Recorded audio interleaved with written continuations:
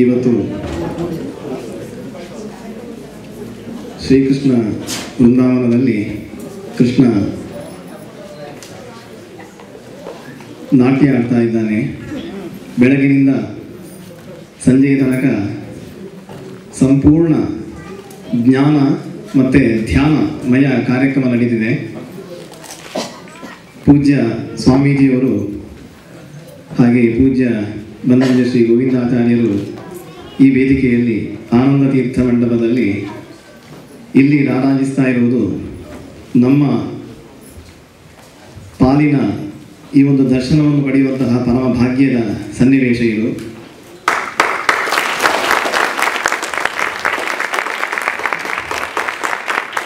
ಪೂಜ್ಯ ಸ್ವಾಮೀಜಿಯವರು ಕಲಿಯುಗದ ಜನರ ಉದ್ಧಾರಕ್ಕೋಸ್ಕರ ಕೃಷ್ಣನನ್ನು ಕಡಲಿನಿಂದ ಎತ್ತಿ ತಂದು ಉಡುಪಿಯಲ್ಲಿ ನಿಲ್ಲಿಸಿ ಅನುಗ್ರಹ ಮಾಡಿದಂತಹ ಮಧ್ವಾಚಾರ್ಯರ ಪ್ರತೀಕ ಅಂತಾದರೆ ನಮ್ಮ ತಾಲಿಗೆ ಹಾಗೆಯೇ ಬನ್ನಂಜೆ ಶ್ರೀ ಗೋವಿಂದಾಚಾರ್ಯರು ಮಾತಾಡುವ ಮಧ್ವಾಚಾರ್ಯರು.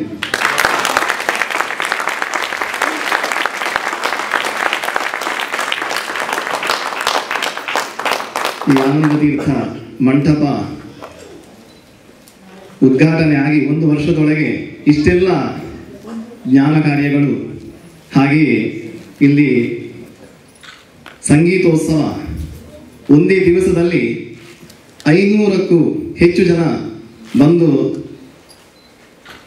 ಸಂಗೀತ ಸೇವೆಯನ್ನು ಕೃಷ್ಣನಿಗೆ ನಡೆಸಿಕೊಟ್ಟದ್ದು. ಹಾಗೆಯೇ ಉದ್ಘಾಟನೆ ದಿವಸವೇ ಆಗಿದ್ದಂತಹ ವೈಭವ ಉಪೇತವಾದಂತಹ ಕಲ್ಯಾಣೋತ್ಸವ, ಶ್ರೀನಿವಾಸ ಕಲ್ಯಾಣೋತ್ಸವ, ಹಾಗೆಯೇ ಮತ್ತೆ ನಂತರದಲ್ಲಿ ಜರುಗಿದಂತಹ ನೃತ್ಯೋತ್ಸವ, ಒಂದೇ ದಿವಸದಲ್ಲಿ ಸುಮಾರು 500 ಜನ ನೃತ್ಯ ಕಲಾವಿದರು ಈ ವೇದಿಕೆಯಲ್ಲಿ ನಾಟ್ಯ ಸೇವೆಯನ್ನು ಕೃಷ್ಣನಿಗೆ ನಡೆಸಿಕೊಟ್ಟದ್ದು. ಇವತ್ತಿಗೆ ವಿಶೇಷವಾಗಿ ಪೂಜ್ಯ ಸ್ವಾಮೀಜಿಯವರ ಸನ್ನಿಧಾನ, ಬನ್ನಂಜೆ ಶ್ರೀ ಗೋವಿಂದ ಆಚಾರ್ಯರಿಂದ ಆಶೀರ್ವಚನ ಉಪನ್ಯಾಸ, ಇದು ನಮ್ಮ ಪಾಲಿನ ಪರಮ ಶ್ರೇಷ್ಠವಾದಂತಹ ಕ್ಷಣ ಇದು. ಆದ ಕಾರಣ ನಾವು ಆಸ್ವಾದಿಸೋಣ. ಪೂಜ್ಯ ಬನ್ನಂಜೆ ಗೋವಿಂದಾಚಾರ್ಯರು ಉಪನ್ಯಾಸದ ಮೂಲಕ ಅನುಗ್ರಹ ಮಾಡಬೇಕು ಅಂತ ಸವಿನಯ ಪ್ರಾರ್ಥನೆ.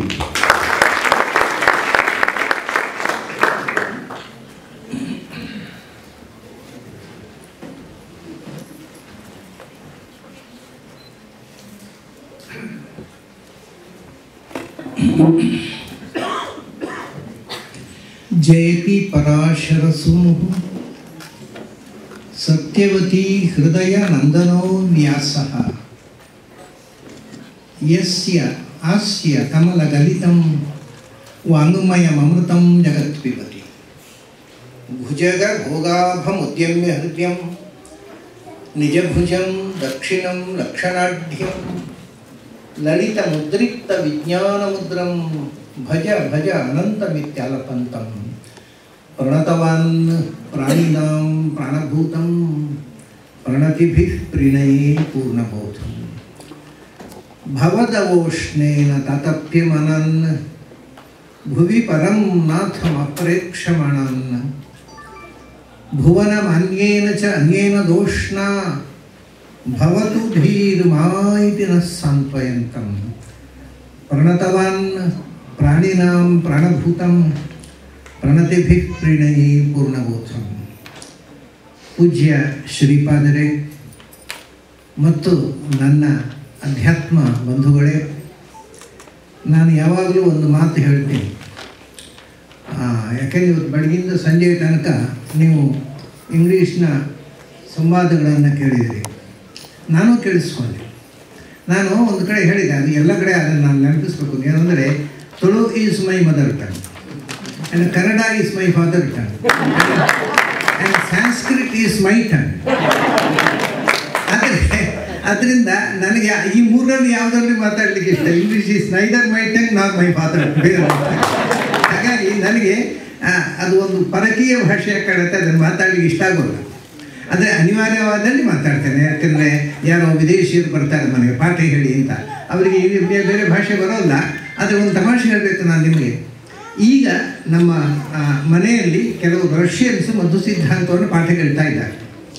ಅವರು ರಷ್ಯಾದಿಂದ ಬಂದವರು. ಅವ್ರ ಪಾಪ ಅದರ ಹೆಸರು, ಒಬ್ಬರ ಹೆಸರೇನು ಗೊತ್ತಾ? ನರಸಿಂಹನ್ ಅಂತ. Is A Russian. ಇನ್ನೊಬ್ಬ ಅವನು ಇಂಟರ್ನ್ಯಾಷನಲಿ ಫೇಮಸ್ ಆರ್ಟಿಸ್ಟ್. ಅವನ ಹೆಸರು ಉಜ್ವಲ ನೀಲಮಣಿ. ರಷ್ಯನ್ ನೇಮ್ ಗೊತ್ತಿಲ್ಲ ನನಗೆ. ಅವರೆಲ್ಲ ಉಡುಪಿಯಲ್ಲಿ ಬಂದು ಬಾಡಿಗೆ ಮನೆಯಲ್ಲಿ ಕೂತು ನನ್ನ ಹತ್ರ ಮಧ್ವ ಸಿದ್ಧಾಂತ ಪಾಠ ಕೇಳ್ತಾ ಇದ್ದಾರೆ. ನಾನು ಹೇಗೆ ಪಾಠ ಹೇಳಬೇಕು ಅವರಿಗೆ? ರಷ್ಯನ್ ನನಗೆ ಬರೋಲ್ಲ. ನಾನು ಅದನ್ನು ಇಂಗ್ಲೀಷ್ನಲ್ಲಿ ಪಾಠ ಮಾಡ್ತಿದ್ದೆ ಪ್ರಾರಂಭದಲ್ಲಿ. ಸೊ ಅವರಿಗೂ ಫಾರಿನ್ ಟಂಗು, ನನಗೂ ಫಾರಿನ್ ಟಂಗು, ಇದು ನಡೀತೆ ಅಂತ ಅವ್ರಿಗೆ ಹೇಳ್ತಿದ್ದೆ ನಾನು. ಅವ್ರು ಏನು ಹೇಳಿದ್ರು ಗೊತ್ತಾ? ಆಚಾರ್ಯರೇ, ಇಂಗ್ಲೀಷು ನಮ್ಮ ಮಾತೃಭಾಷೆಯಲ್ಲ, ನಿಮ್ಮ ಮಾತೃಭಾಷೆಯಲ್ಲ, ಸಂಸ್ಕೃತದಲ್ಲಿ ಪಾಠ ಮಾಡಿ ಅಂದರು ರಷ್ಯನ್ಸ್. ಸಂಸ್ಕೃತದಲ್ಲಿ ಚೆನ್ನಾಗಿ ಪ್ರಶ್ನೆ ಹಾಕ್ತಿದ್ರು, ನಾನು ಸಂಸ್ಥೆಯಲ್ಲೇ ಉತ್ತರ ಕೊಡ್ತಿದ್ದೆ. It was a pleasure.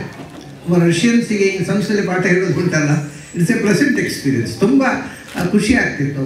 ಅವರು ಅದಕ್ಕೋಸ್ಕರ ಅಲ್ಲಿ ಉಡುಪಿಯಲ್ಲಿ ಮತ್ತೊಬ್ಬಳು ಹೆಣ್ಮಗಳಿದ್ದಾಳೆ, ಅವಳು ಶ್ರೀಸಹಸ್ರ ರಷ್ಯನ್. ಅವಳು ಕೃಷ್ಣ ಮಠದ ಹತ್ತಿರ ಬಾಡಿಗೆ ಮನೆ ತಗೊಂಡು ದಿನ ಹೋಗಿ ಕೃಷ್ಣನ ದರ್ಶನ ಮಾಡದೆ ಅವಳು ಬಾಯರಿಕೆ ತಗೊಂಡು. ಇದು ಏನು ವಿಚಿತ್ರ ಅಂತ ನೋಡಿ. ನಮ್ಮವರು ಉಡುಪಿಯಲ್ಲೇ ಇದ್ದವರು ಕೃಷ್ಣ ದರ್ಶನ ಹೋಗ್ತಾರೆ ಎಲ್ಲ ಗೊತ್ತಿಲ್ಲ. ಅದೇ ಹತ್ತಿರ ಇದ್ದದ್ದು ಯಾವ ಸಸಾರ. ಅವ್ರು ಬಾಬು ರಷ್ಯಾದಿಂದ ಬಂದು ಉಡುಪಿಯಲ್ಲಿ ಗೊತ್ತು ಕೃಷ್ಣ ದರ್ಶನ ಮಾಡದೆ ನೀರು ಮುಟ್ಟಲ್ಲ. ಆಮೇಲೆ ಪಾಠಕ್ಕೆ ಬರ್ತಾರೆ.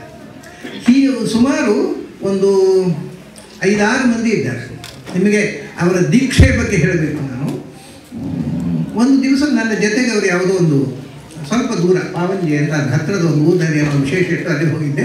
ನನ್ನ ಜೊತೆಗೆ ಪಾಠ ಕೇಳಿಕ್ಕೆ ಅವರು ಅಲ್ಲಿ ಬಂದಿದ್ದು. ಅವತ್ತು ಮಧ್ಯಾಹ್ನ ಆ ಮನೆಯಲ್ಲಿ ಏನೋ ಒಂದು ಈರುಳ್ಳಿಯ ಪದಾರ್ಥ ಮಾಡಿದ್ದು.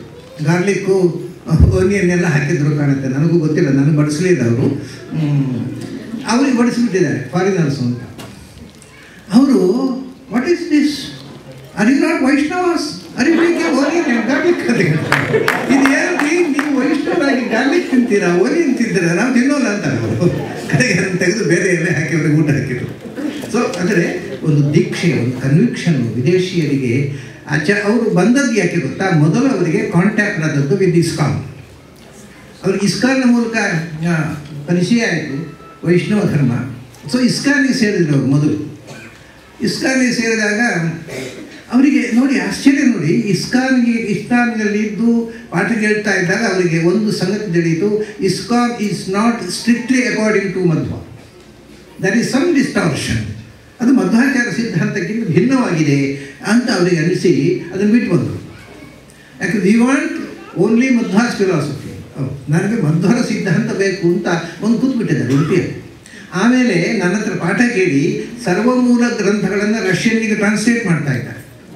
ಆಮೇಲೆ ಮಧ್ವ ವಿಜಯವನ್ನು already they have translated into ರೂಸಿ. ಏನು ಆಸಕ್ತಿ, ಯಾವ ದೇಶ ಯಾವ ಲೋಕ ಒಂದೂ ಗೊತ್ತಿಲ್ಲ. ಆದರೆ ಸೆಳೆತ, ಸಾತ್ವಿಕ ಗುಣದ ಸೆಳೆತ. ಆವಾಗ ಡಿಸ್ಕಷನ್ ಬಂತ ಸತ್ವ, ಶುದ್ಧ ಸತ್ವ, ರಜಸ್ಸು, ತಮಸ್ಸು ಅಂತ ಜನಾರ್ದನ್ ಯಾರು ಹೇಳ್ತಿದ್ರು. ಅಂದರೆ ಶುದ್ಧ ಸತ್ವದ ಸೆಳೆತ ಯಾವ ದೇಶದಿಂದ ಎಲ್ಲಿಗೆ ಅಲ್ಕೊಂಡು ಹೋಗುತ್ತೆ.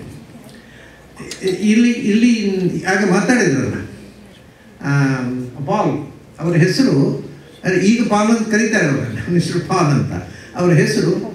ಹಿಂದೆ ನಮ್ಮ ಮನೇಲಿ 6 ತಿಂಗಳು ಪಾಠ ಹೇಳ್ತಾ ಇದ್ರು. ಭಾಗವತ ತಾತ್ಪರ್ಯ, ಮಧ್ವಾಚಾರ್ಯರ ಭಾಗವತ ತಾತ್ಪರ್ಯ. ಅವಾಗ ಅವರ ಹೆಸರೇನು ಅಂದರೆ ಪ್ರದ್ಯುಮ್ನ ದಾಸ್. ನಾನು ಕೇಳಿದೆ what is your American name, I don't want to tell. ಅದನ್ನು ನೆನಪು ರಿಕಲೆಕ್ಟೆಡ್, ನನಗೆ ಅದು ನೆನಪು ಮಾಡ್ಕೊಳ್ಳೋದು ಇಷ್ಟೇ ಇಲ್ಲ. ನಾನು ಆ ಹೆಸರು ಹೇಳೋಲ್ಲ, my name is Pradyumna Das, it is all. ಹೀಗೆ 6 ತಿಂಗಳು ಭಾಗವತ ಪಾಠ ಹೇಳ್ತಾ ಇದ್ರು. ಇಸ್ಕಾನ್ನಲ್ಲಿದ್ದರು ಅವರು ಮೊದಲು. ಆಮೇಲೆ ಎಲ್ಲ ಧರ್ಮಗಳಲ್ಲೂ ಇರುತ್ತಲ್ಲ, ಸಾಮಾನ್ಯ ಧರ್ಮ ಇದ್ದಲ್ಲಿ ಎಲ್ಲ ಒಂಚೂರು ರಾಜಕೀಯವೂ ಇರುತ್ತೆ. ಅದು ಇಸ್ಕಾನಿನ ರಾಜಕೀಯಕ್ಕೆ ಬೇಸತ್ತು ಅದನ್ನು ಬಿಟ್ಬಿಟ್ರು. ಆದರೆ ಇವತ್ತಿಗೂ ಆಚಾರ್ಯ ಮಧ್ವರ ಗ್ರಂಥಗಳನ್ನು ಮೊನ್ನೆ ಬಂದಿದ್ದರು ನ್ಯೂಯಾರ್ಕಿಗೆ, ನನ್ನ ಹತ್ರ ಡಿಸ್ಕಷನ್ ಮಾಡ್ತಾ ಅವರು ಗೀತಾ ಭಾಷ್ಯದ ಬಗ್ಗೆ ಡಿಸ್ಕಸ್ ಮಾಡಿದ್ರು 1.5 ಗಂಟೆ. ಆಚಾರ್ಯರ ಗೀತಾ ಭಾಷ್ಯದ ಬಗ್ಗೆ. ಇವತ್ತಿಗೂ ಆಚಾರ್ಯರ ಬಗ್ಗೆ ತುಂಬ ಆಧಾರ ಇಟ್ಕೊಂಡಿದ್ದಾರೆ, ಬಟ್ ಇಸ್ಕಾನ್ ಬಿಟ್ಟಿದ್ದಾರೆ. ಯಾಕೆ ಹೇಳಿದೆ ಅಂದರೆ, ಒಂದೊಂದು ಸರ್ತಿ ನಮ್ಮಲ್ಲಿ ಕೆಲವರಿಗೆ ವಿದೇಶಕ್ಕೆ ಹೋದರೆ ಮೇಲಿಗೆ ಅಂತ ಪುತಿಯ ಶ್ರೀಗಳವರು ತುಂಬ ಅನುಭವಿಸಿದ್ದಾರೆ. ಯಾತನೆ ತುಂಬ ಯಾತ್ರೆ ಅನುಭವಿಸಿದ್ದಾರೆ. ಅವರು ಪರ್ಯಾಯ ಕೊಡಬಾರ್ದು, ಕೃಷ್ಣನ ಪೂಜೆ ಮಾಡಬಾರ್ದು. ಕೃಷ್ಣನೇ ಹಡಗಿನಲ್ಲಿ ದ್ವಾರಕೆಗೆ ಹೋಗಿದ್ದ. ಅವನು ಮೊದಲು ಸಮುದ್ರಯಾನ ಮಾಡಿ ಅಲ್ಲಿ ಊರಿನವ್ರನ್ನ ಕರ್ಕೊಂಡು ಹೋದ ಕೃಷ್ಣನೇ. ಮೊದಲು ಸಮುದ್ರಯಾನ ಮಾಡಿದವ ಕೃಷ್ಣ. ಅವನ ಭಕ್ತರು ಮಾಡಬಾರ್ದಂತೆ ಅಂತ ಹೇಳಿ. ಆಮೇಲೆ ಹನುಮಂತ ಸಮುದ್ರಯಾನ ಮಾಡಿದ, ಕೃಷ್ಣ ಸಮುದ್ರಯಾನ ಮಾಡಿದ, ರಾಮ ಸಮುದ್ರಯಾನ ಮಾಡಿದ. ಅವನು ಪೂಜೆ ಮಾಡೋರು ಹೋಗಬಾರ್ದು ಅಂದರೆ ಹಾಗೆ. ವಿಷಯ ಏನು ಅಂದರೆ ಅವರಿಗೆ ಇನ್ನೂ ಗೊತ್ತಿಲ್ಲ. ಅಲ್ಲಿ ಭಾರತದಲ್ಲಿ ಇರೋರಿಗಿಂತ ಹೆಚ್ಚು ಕೃಷ್ಣ ಭಕ್ತರು ಇಲ್ಲಿದ್ದಾರೆ. ಇನ್ನೊಂದು ತಮಾಷೆ ಏನು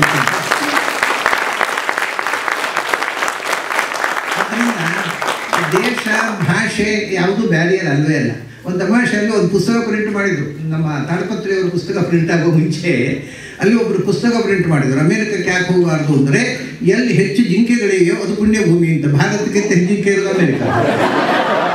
ಅದು ಗೊತ್ತಿಲ್ಲ ಅವರಿಗೆ. ಅವರು ಭಾರತ ಅಮೇರಿಕ ವಿಷಯವೇ ಗೊತ್ತಿಲ್ಲ. ಪುಸ್ತಕ ಪ್ರಿಂಟ್ ಮಾಡಿರ್ತಾರೆ. ಹೆಚ್ಚು ಜಿಂಕೆ ಇರುವಲ್ಲಿ ಇರಬೇಕು, ಅದನ್ನ ಅಮೇರಿಕಕ್ಕೆ ಹೋಗಬಾರ್ದು. ಅದು ಎಷ್ಟು ಫೂಲಿಶ್ ನೋಡಿ.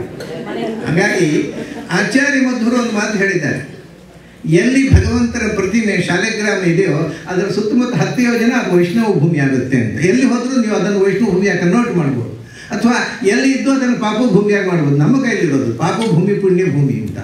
ಆಮೇಲೆ ಕೆಲವು ಪಂಡಿತರು ಶುರು ಮಾಡಿದ್ರು ಅಲ್ಲಿ ಅದು ಕರ್ಮಭೂಮಿ, ಇದು ಭೋಗ ಭೂಮಿ ಅಂತ. ನಾನು ಕೇಳಿದೆ, ಕರ್ಮಭೂಮಿ ಅಲ್ವಾ ಅದು? ಅಲ್ಲಿ ಭೋಗ ಭೂಮಿ ಅಲ್ಲ ಅಲ್ವಾ? ಅಲ್ಲಿ ಭೋಗ ಮಾಡಿದ್ರೆ ಹೊಟ್ಟೆ ತುಂಬಲ್ವಾ? ಅಲ್ಲಿ ಮಕ್ಕಳು ಹುಟ್ಟೋಲ್ವಾ? ಮತ್ತೆ ಭೋಗಭೂಮಿ ಅದು ಭೋಗ. ಹಾಗಾದರೆ ಮತ್ತೆ ಏನು ಬರೀ ಕರ್ಮಭೂಮಿ? ಅಲ್ಲಿ ಅರ್ಥ ಏನು ಅಂದರೆ ಅದು ಕರ್ಮ ಪ್ರಧಾನವಾದ ಭೂಮಿ, ಇದು ಭೋಗ ಪ್ರಧಾನ ಭೂಮಿ. ಆದರೆ ಇಲ್ಲಿ ಕರ್ಮ ಮಾಡಿದರೆ ಫಲ ಇಲ್ಲ ಅಂತಲ್ಲ, ಇಲ್ಲಿ ಇದೆ, ಅಲ್ಲಿ ಇದೆ. ಸೊ ಈ ವಿಷಯಗಳೆಲ್ಲ ಸರಿಯಾಗಿ ತಿಳ್ಕೊಳ್ಳೋದೆ ನಮ್ಮ ಪಂಡಿತರದ್ದು ದೊಡ್ಡ ಸಂಗತಿ ಇದೆ. ಅಂದರೆ philosophy like A bird, it has 2 wings. One wing is psychology, ಅಂದರೆ ವಿಂಗ್ ಇಸ್ ಇದು ನ್ಯೂಮರಾಲಜಿ. ಅನೇಕ ಜನ ಸಂಸ್ಥೆಗಳಿಗೆ ಸೈಕಾಲಜಿ ಗೊತ್ತಿಲ್ಲ, ನ್ಯೂಮರಾಲಜಿ ಗೊತ್ತಿಲ್ಲ. ಆದ್ದರಿಂದ ಅವರು ವೇದಾಂತವನ್ನು ತಪ್ಪಾಗಿ ಇಂಟರ್ಪ್ರೆಟ್ ಮಾಡಿ ಎಲ್ಲ ತಲೆಗೆಡಿಸ್ತಾ ಇದ್ದಾರೆ. ಈ ಮನುಷ್ಯ ಆಚಾರ್ಯ ಮಧ್ವರ ಇಡೀ ಸಿದ್ಧಾಂತ ನಿಮಗೆ ಅರ್ಥ ಆಗಬೇಕಾಗಿದ್ದರೆ, ಅಥವಾ ಇಂಡಿಯನ್ ಫಿಲಾಸಫಿ ಅರ್ಥ ಆಗಬೇಕಾಗಿದ್ದರೆ ಅದರ ಹಿಂದೆ ನಮಗೆ ಸೈಕಾಲಜಿ, ಮನಃಶಾಸ್ತ್ರ ಅನ್ನೋದು. Indian philosophy is nothing but ಮನಃಶಾಸ್ತ್ರ. ಅದು ಪೂರ್ತಿ ಸೈಕಾಲಜಿ. ನ್ಯೂಯಾರ್ಕ್ನಲ್ಲಿ ಒಂದು ಹಾಸ್ಪಿಟಲ್ ಇದೆ. ಆ ಹಾಸ್ಪಿಟಲ್ನಲ್ಲಿ ಸೈಕೋಪತಿ ಸೈಕ್ಯಾಟ್ರಿಸ್ಟ್ ಡಾಕ್ಟರ್ ಒಬ್ಬರು ಇದ್ದಾರೆ. ಅವರ ಆಫೀಸ್ನಲ್ಲಿ ಮೇಲಿನ ಕೃಷ್ಣ ಅರ್ಜುನನಿಗೆ ಗೀತೋಪದೇಶ ಮಾಡೋ ಪೇಂಟಿಂಗ್ ಇದೆ. ಅವರು ಅಮೇರಿಕನ್, ಅವರು ಇಂಡಿಯನ್ ಅಲ್ಲ ಡಾಕ್ಟ್ರು. ನಮ್ಮ ಡಾಕ್ಟ್ರು ಯಾರು ಸೈಕ್ಯಾಟ್ರಿಸ್ಟ್ ಅದನ್ನು ಫೋಟೋ ಹಾಕೋಲ್ಲ, ಮೂಢನಂಬಿಕೆ ಅಂತ ಜನ ಬರಲಿಕ್ಕಿಲ್ಲ ಅಂತ ಹಾಕೋಲ್ಲ. ಅಲ್ಲಿ ಅವರು ಹಾಕಿದ್ದಾರೆ. ಅವ್ರು ಯಾಕೆ ಅಲ್ಲಿ ಹಾಕಿದ್ದೀನಿ ಅಂತ ಕೇಳಿದರೆ ಅವ್ರು ಹೇಳ್ತಾರೆ, Krishna was the first psychiatrist.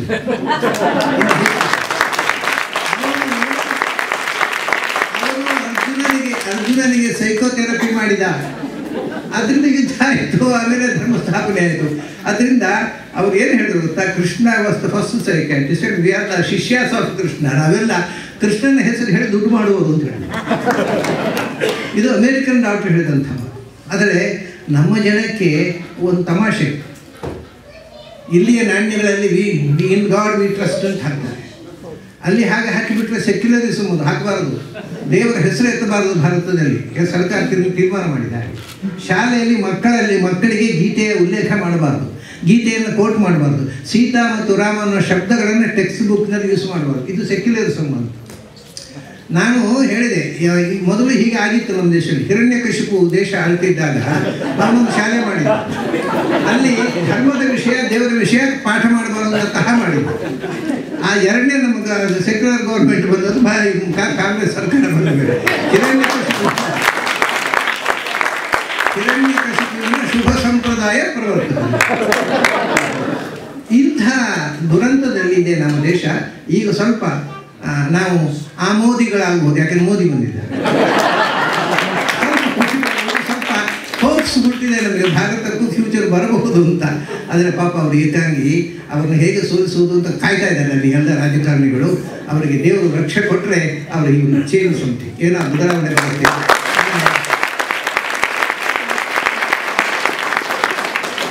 ಅವರು ಅಮೇರಿಕೆಗೆ ಬಂದಾಗ ಹೇಗೆ ಜನರನ್ನು ಅಟ್ರಾಕ್ಟ್ ಮಾಡಿದ್ರು ನಿಮ್ಗೆ ಗೊತ್ತಿದೆ. ಬಹಳ ಸಿನ್ಸಿಯರ್ ಮನುಷ್ಯ, ಬಹಳ ಪ್ರಾಮಾಣಿಕ. ಅವರಿಗೆ ಯಾವ ಲೋಭವೂ ಇಲ್ಲ. ದೇಶಕ್ಕಾಗಿ ಏನಾದರೂ ಒಳ್ಳೇದು ಮಾಡಬೇಕು ಅಂತ ಪ್ರಯತ್ನ ಮಾಡ್ತಾ ಇದ್ದಾರೆ. ಶ್ರೀಕೃಷ್ಣನ ರಕ್ಷೆ ಅವ್ರ ಮೇಲೆ ಇರಲಿ ಅಂತ ನಾವೆಲ್ಲ ಪ್ರಾರ್ಥನೆ ಮಾಡಬೇಕು. ನಾನು ಇಲ್ಲಿ ಬಂದು ಕೂತಾಗ ಏನು ಮಾತಾಡಬೇಕು ಅಂತ ಏನು ಪ್ಲ್ಯಾನ್ ಬರಲಿಲ್ಲ. ಶ್ರೀಗಳವರು ಏನು ಹೇಳಲಿಲ್ಲ, ಏನು ಮಾತಾಡಬೇಕು ಸಬ್ಜೆಕ್ಟ್ ಕೊಟ್ಟಿಲ್ಲ. ನಾನು ಕೇಳಿದ್ರಿ ಯಾರು ಏನು ಮಾತಾಡ್ತೀರಿ ಅಂತ, ನನಗೆ ಗೊತ್ತಿಲ್ಲ. ಅಲ್ಲಿ ಕೂತಾಗ ಮಧ್ವಾಚಾರ್ಯ ಏನು ಉಳಿಸ್ತಾರೋ ಅದು ಮಾತಾಡ್ತಾರೆ ಅಷ್ಟೇ, ನಾನು ಏನು ಯೋಚನೆ ಮಾಡಿಲ್ಲ ಅಂತ ಹೇಳಿದೆ. ಹಾಗಾಗಿ ನೆನಪಾದ ಪ್ರಾಸ್ತಾವಿಕ ಮಾತುಗಳನ್ನು ಹೇಳಿದೆ. ಪ್ರಾಯ ನಮ್ಮ ಹಿಂದೆ ಒಂದು ಪ್ರಸ್ತಾವ ಬಂದಿತ್ತಲ್ವ, 3 ಮತಗಳ ವಿಶ್ಲೇಷಣೆ, ಅದರ ಬಗ್ಗೆ ಸ್ವಲ್ಪ ಹೇಳ್ತೇನೆ. ಯಾಕೆಂದರೆ ಬಹಳ ಜನಕ್ಕೆ ಕಳೆದ ಬಾರಿ ನಾನು ಇಲ್ಲಿಗೆ ಬಂದಾಗ 2001ರಲ್ಲಿ I had very bitter experience. ಒಂದು ಮನೆಯಲ್ಲಿದ್ದೆ ನಾನು. ಆ ಮನೆಯ ಹುಡುಗ ಅವನಿಗೆ ಅವನ ಶಾಲೆಯಲ್ಲಿ ಅವನ ಕ್ಲಾಸ್ಮೇಟ್ಸು ತಮಾಷೆ ಮಾಡಿದ್ರಂತೆ ಅವನನ್ನು. ಅವಳು we know what is Islam, we know what is Christianity, tell me what is Hinduism ಅಂತ. ಆ ಹುಡುಗನ ಪಾಪ ಅವರಿಗೆ ಗೊತ್ತಿಲ್ಲ ಹಿಂದೂಯಿಸಮ್ ಏನೋ ಗೊತ್ತಿಲ್ಲ. ಯಾಕಂದ್ರೆ ಏನೋ ಒಂದು ಗೊಂದಲ, ಹಿಂದೂಯಿಸಮ್ ಏನಪ್ಪ, ವಿಷ್ಣು, ಶಿವನು, ದುರ್ಗೆಯೋ, ಗಣಪತಿಯೋ, ಯಾರನ್ನು ದೇವರು ಅಂತ ಹೇಳಬೇಕು, ಯಾವುದು ಟೆಕ್ಸ್ಟ್ ನಮಗೆ ಮೂಲಗ್ರಂಥ ಗೊತ್ತಿಲ್ಲ. ಅವನು ಈ ಗಾಟ್ ಅಪ್ಸೆಟ್. ಆಮೇಲೆ ಮನೆಗೆ ಬಂದ, ಡ್ಯಾಡ್ ವಾಟ್ ಈಸ್ ಹಿಂದೂಯಿಸಮ್ ಅಂದ. Dad answered no. ಅವರು you tell me in your opinion what is Hinduism ಅಂತ ಕೇಳಿದ್ರು. ನನ್ನ ಎದುರು ನಡೆದ ಘಟನೆ ಇದು. ಅವನು ಏನು ಹೇಳಿದ ಗೊತ್ತಾ, ತುಂಬ ದುಃಖ ಆಗಿದೆ ನನಗೆ ಆ ಉತ್ತರ ಕೇಳಿ. ಆ ಹುಡುಗ ಸಿನ್ಸಿಯರ್ ಆಗಿ ಅವ್ರಿಗೆ ಗೊತ್ತಿಲ್ಲ ಒಬ್ಬ, what is Hinduism, I think it is A branch of ಇಸ್ಲಾಂ ಅಂತ. ಎಷ್ಟು ಅಜ್ಞಾನ. ನಾವು ನಮ್ಮ ಮಕ್ಕಳಿಗೆ ಭಾರತೀಯ ಸಂಸ್ಕೃತಿ ಅಂದರೆ ಏನು ಅಂತ ಹೇಳಿಕೊಡ್ಲಿಲ್ಲ, ನಾವು ಕಲೀಲಿಲ್ಲ, ಮಕ್ಕಳಿಗೆ ಹೇಳಿಕೊಡ್ಲಿಲ್ಲ. ಇವತ್ತು ಆ ಜಾಗೃತಿ ಬರ್ತಾ ಇದೆ ಇಡೀ ವಿಶ್ವದಾದ್ಯಂತ. ಆದರೆ ಒಂದು ಕಾಲದಲ್ಲಿ ನೋಡಿ, ಆ ಹುಡುಗನಿಗೆ ಇದು 13 ವರ್ಷದ ಕೆಳಗೆ, ಲಾಸ್ಟ್ 2001ರಲ್ಲಿ ನಾನು ಬಂದಾಗಿದೆ. ಟ್ರೇಡ್ ಸೆಂಟರ್ ಬಿತ್ತಲ್ಲ, ಆವಾಗ ನಾನು ಪ್ರತ್ಯಕ್ಷದರ್ಶಿ ಅದಕ್ಕೆ. ಸರಿ, ಆಮೇಲೆ ನಾನು ಇಲ್ಲಿ ಇದ್ದಷ್ಟು ದಿವಸವು ಆಚಾರ್ಯರೇ ಹಿಂದೂಯಿಸಮ್ ಅಂದರೆ ಏನೋ ಮಾತಾಡ್ರಿ, ನಮ್ಗೆ ಯಾರಿಗೂ ಗೊತ್ತಿಲ್ಲ ಹಿಂದೂಯಿಸಮ್. ವಸ್ತುತಃ ಬಹಳ ತಮಾಷೆ ಏನು ಅಂದರೆ, ಹಿಂದೂಯಿಸಮ್ ಅನ್ನುವ ಶಬ್ದವೇ ತಪ್ಪು. ಹಿಂದೂಗಳು ನಾವು ಅಂತ ಹೇಳಿದರೆ ಅರ್ಥ ಏನು ಅಂದರೆ ಅದು ಸರ್ಕಾರ ಮಾಡಿದ ತಪ್ಪು. ಯಾಕೆಂದರೆ ಅವರಿಗೆ ಭಾಷಾ ಜ್ಞಾನವೂ ಇಲ್ಲ ನಮ್ಮ ಸರ್ಕಾರದ ಅಧಿಕಾರಿಗಳಿಗೆ. ಅದು ರಿಲಿಜನ್ ಅಂದರೆ ಹಿಂದೂ ಅಂತ ಬರೀತಾರೆ, ಫಿಲಪ್ ಮಾಡಬೇಕಲ್ಲ ಫಾರ್ಮ್. ರಿಲಿಜನ್ ಹಿಂದೂ, ಕ್ಯಾಸ್ಟು ಏನೋ ಸೈನ್ಸು, ಬ್ರಾಹ್ಮಣ, ಕ್ಷತ್ರಿಯ. ಹಿಂದೂ ಅಂತಂದರೆ ಅದು ರಿಲಿಜನ್ ವಾಚಕ ಶಬ್ದವೇ ಅಲ್ಲ. ಹಿಂದೂ ಅಂದರೆ ಇಂಡಿಯನ್ ಅಂತ ಅರ್ಥ.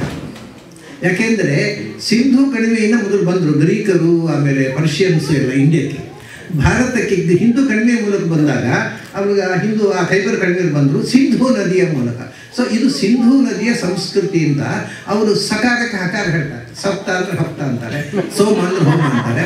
ಹಾಗೆ ಸಿಂಧುವಿಗೆ ಹಿಂದೂ ಅಂತ ಕರೀತಾರೆ. So Hindu is A foreign word, ಅದು ಇಂಡಿಯನ್ ಶಬ್ದವೇ ಅಲ್ಲ. ನಾವು ಹಿಂದೂಗಳು ಅನ್ನೋದು ಅವ್ರಿಗೆ ಉಚ್ಚಾರ ಮಾಡಲಿಕ್ಕೆ ಬಾರದೆ ಸಿಂಧು ಅಂತ ಹೇಳೋದಕ್ಕೆ ಹಿಂದೂ. ಸೊ ಸಿಂಧೂ ನದಿಯ ತೀರದ ಸಂಸ್ಕೃತಿ ಅಂತ ಅವ್ರು ಹಿಂದೂಗಳು ಅಂತ ಕರೆದ್ರು. ಅದರ ಮೇಲೆ ಬ್ರಿಟಿಷರು ಬಂದರು, ಅದು ಹಿಂದೂ ಅನ್ನೋ ಬಹುವಚನ ಆಯಿತು ಹಿಂದೂಸ್ ಹೋಗಿ ಇಂಗ್ಲೀಷರಿಗೆ ಹೆಚ್ಚು ಉಚ್ಚಾರ ಮಾಡಲಿಕ್ಕೆ ಬರಲಿಲ್ಲ. ಅದು ಹಿಂದೂಸ್ ಹೋಗಿ ಇಂಡಸ್ ಆಯಿತು, ಎಚ್ ಸೈಲೆಂಟ್ ಆಯಿತು, ಇಂಡಸ್ ಆಗಿ ಇಂಡಿಯಾ ಆಯಿತು. ಅಂದರೆ ಅದು ಒಂದು ಪುಣ್ಯ. ಅದು ಹೆಚ್ಚು ಉಚ್ಚಾರ ಮಾಡಲಿಕ್ಕೆ ಬರ್ತಿದ್ದ ಬ್ರಿಟಿಷರಿಗೆ, ನಮ್ಮದು ಹಿಂಡಿಯಾ ಆಗ್ತಿತ್ತು. ಆಮೇಲೆ ಇಂಡಿಯಾ ಅದು ಅವ್ರಿಗೆ ಉಚ್ಚಾರ ಮಾಡಲಿಕ್ಕೆ ಬರ್ತಾ ಇದ್ದದ್ದು ನಮ್ಮ ಭಾಗ್ಯ, ಇಂಡಿಯಾ ಆಯಿತು. ಸೊ ಇವತ್ತು ಭಾರತ ಅಂತಂದರೆ ನಮ್ಮ ಹುಡುಗರಿಗೆ ಗೊತ್ತಿಲ್ಲ ವಾಟ್ ಈಸ್ ದಟ್, ಭಾರತ ಅಂದರೆ ಏನು, ಇಂಡಿಯಾ ಅಂತ ಹೇಳಿದ್ರೆ ಅರ್ಥ ಆಗುತ್ತೆ. ಎಲ್ಲಿ ತನಕ ನೀವು ಬೆಂಗಳೂರಿನಲ್ಲಿ, ನೀವು ಬಹಳ ಜನಕ್ಕೆ ಗೊತ್ತಿದೆ, ಬೆಂಗಳೂರಿನಲ್ಲಿ ಅಲ್ಲಿ ಹೋದರೆ ಅಲ್ಲಿ ಶುದ್ಧ ಕನ್ನಡ ಮಾತಾಡ್ತಾರೆ. ಸಂಜೆ ವಾಕಿಂಗಿಗೆ ಹೋಗುವಾಗ ಬ್ಯಾಗ್ ಹಿಡ್ಕೊಂಡು ಮಾರ್ಕೆಟಿಗೆ ಹೋಗಿ ವೆಜಿಟೇಬಲ್ ಪರ್ಚೇಸ್ ಮಾಡಿ ಮನೆಗೆ ಬರುವುದು. This is perfect Kannada. Kannada ಮಾತಾಡಿದ್ರೆ ಬರೋಣ ಅವರಿಗೆ. ನನ್ನ ಸ್ನೇಹಿತರೊಬ್ಬರು ರೋಬರ್ಟ್ ಝೈದಂಬಸ್ ಅಂತ, ಅವ್ರು ಈಸ್ ಎ ಡಚ್. ಅವ್ರು ನನ್ನ ಹತ್ರ ಪಾಠ ಕೇಳಿಕೊಂಡು ಒಂದು 6 ತಿಂಗಳು ನಮ್ಮ ಮನೆಯಲ್ಲಿದ್ದರು. ಫಸ್ಟ್ ಬಂದಾಗ ಅವರು ಇದೆಲ್ಲ ನೋಡಿ, ನಾವೆಲ್ಲರೂ ಕನ್ನಡಿಗರು ತಿಳ್ಕೊಳ್ಬೇಕಾದ ಸಂಗತಿ. ಫಸ್ಟ್ ಅವರು ಬೆಂಗಳೂರಿಗೆ ಬಂದರು. ಅವ್ರು ಆ್ಯಕ್ಚುಲಿ ಬೆಂಗಳೂರಿಗೆ ಬಂದದ್ದು ಅವರು ಜರ್ಮನಿಯಲ್ಲಿ MA ಮಾಡಿದ್ರು ಇಂಡಾಲಜಿ ಮೇಲೆ. MA ಮಾಡಲಿಕ್ಕೆ one of the Indian languages he took Kannada, one of the Indian philosophies he took Jainism. So Jainism ಮತ್ತು ಕನ್ನಡ ತಗೊಂಡು ಜರ್ಮನಿಯಲ್ಲಿ ಇಂಡಾಲಜಿ MA ಮಾಡಿದರು. ಸ್ವಚ್ಛವಾಗಿ ಕನ್ನಡದಲ್ಲಿ ಮಾತಾಡ್ತಾರೆ, ಸ್ವಚ್ಛವಾಗಿ ಕನ್ನಡದಲ್ಲಿ ಬರೀತಾರೆ.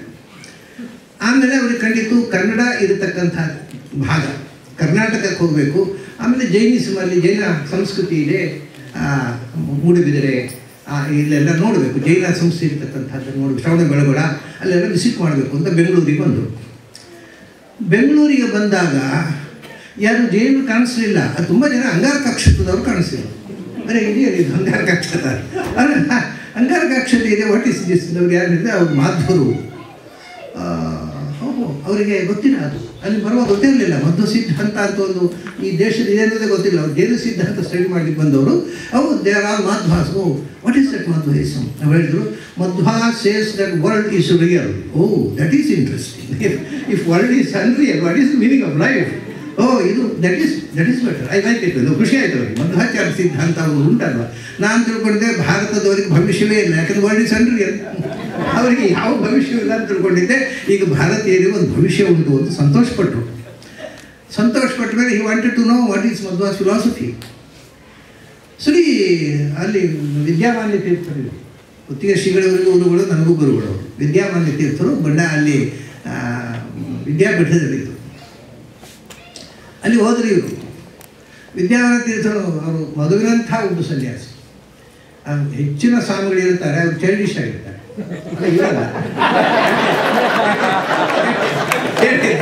ಆದರೆ ವಿದ್ಯಾಮಾನ್ಯ ತೀರ್ಥರು ಈ was totally child like. He was not childish at all. ಮಗುವಿನ ಅಂದರೆ ಮಗುವಿನಂಥ ಹೃದಯ. ಅವ್ರ ಹತ್ರ ಹೋದರು. ಅವ್ರಿಗೆ ಪಾಪ ಇಂಗ್ಲೀಷ್ ಬರೋಲ್ಲ. ಏನು ಬಂದದ್ದು ಅಂತ ಕೇಳಿದರು. ಇವರು ನನಗೆ ಕನ್ನಡದಲ್ಲಿ ಹೇಳಿದ್ರು, ನನಗೆ ಮಧ್ವ ಸಿದ್ಧಾಂತ ಕಲಿಯಬೇಕು ಅಂತ. ಪಾಪ ವಿದ್ಯಾಮಾನ್ಯ ತೀರ್ಥರಿಗೆ ನನ್ನ ಮೇಲೆ ಒಂದು ಪ್ರೀತಿ. ನೀನು ಉಡುಪಿಗೆ ಹೋಗು, ಅಲ್ಲಿ ಬನ್ನಂಜಿ ಇದ್ದಾನೆ, ಅವ್ರಿಗೆ ಹೋಗು ಅಂತ ಕಳಿಸೋದು. ಸೊ ಈ ಡಿಬೇಟ್ ಉಡುಪಿ ಬಂದಲ್ಲಿ ಯಾರು ಹೇಳಿದ್ರು, ಬನ್ನಂಜಿ ಯಾರೋ ಕರ್ಕೊಂಡು ನಮ್ಮ ಮನೆಯಲ್ಲಿ ಬಿಟ್ಟರು. ಅವನ ಬಣ್ಣ ನೋಡಿ ನಾನು ಇಂಗ್ಲೀಷಲ್ಲಿ ಮಾತಾಡ್ಸಲಿಕ್ಕೆ ಪ್ರಾರಂಭ ಮಾಡಿದೆ. ಯಾರು ಫ್ರಮ್? ಅವನು ಹೇಳಿದ ಗೊತ್ತಾ, ನಾನು ಕೆಳನಾಡಿನಿಂದ ನಿಮ್ಮ ದೇಶಕ್ಕೆ ಬಂದಿದ್ದೇನೆ. ಇದು ಯಾವುದು ಕೆಳನಾಡು? ನಾನು ಮಲೆನಾಡು ಹೊತ್ತು ಪಾತಾಳದಿಂದ ಬಂದರು. ಅದು ನೋಡಿ, ಅವನು ಶುದ್ಧ ಕನ್ನಡ. ಕೆಳನಾಡು ಅಂದರೆ ನೆದರ್ಲ್ಯಾಂಡ್. ಅದನ್ನು ಕನ್ನಡ ಕನ್ವರ್ಟ್ ಮಾಡಿ ಹೇಳಿದ್ರು ಮತ್ತು ಇಂಗ್ಲೀಷಲ್ಲಿ ಮಾತಾಡ್ತಾರೆ. ನಾನು ಕೆಳನಾಡಿನಿಂದ ನಿಮ್ಮ ದೇಶಕ್ಕೆ ಬಂದೆ. ಹೀಗೆ ಎಲ್ಲ ಆಯಿತು. ಅವನು ಮಧು ಸಿದ್ಧಾಂತ ಕಲಿಬೇಕು. ಆವಾಗ ನನ್ನ ಮನೆಯಲ್ಲಿ ಕೂತು ಫಸ್ಟ್ ಮೀಟಿಂಗ್ನಲ್ಲಿ ಅವನು 2 ವಿಷಯ ಹೇಳಿದ. ಅದು ನಿಮಗೆಲ್ಲರಿಗೂ ಹೇಳಬೇಕು. ಅವ್ನು ಮೊದಲು ಹೇಳಿದ, ಅವ್ನು ಮೈಸೂರಿನಲ್ಲಿದ್ದ. ಮೈಸೂರಿನಲ್ಲಿ ಮನೆ ಮಾಡಿಕೊಂಡು ಮೈಸೂರಿನಲ್ಲಿ ಒಬ್ಬ ಕನ್ನಡದ ಮಹಿಳೆಯನ್ನೇ ಮದುವೆಯಾಗಿದ್ದ. ಅದು ದುರಂತ ಆಯಿತು. ಅದು ಬಿಡಿ, ಯಾಕತ್ತೆ ನಮಗೆ ಬೇಡ.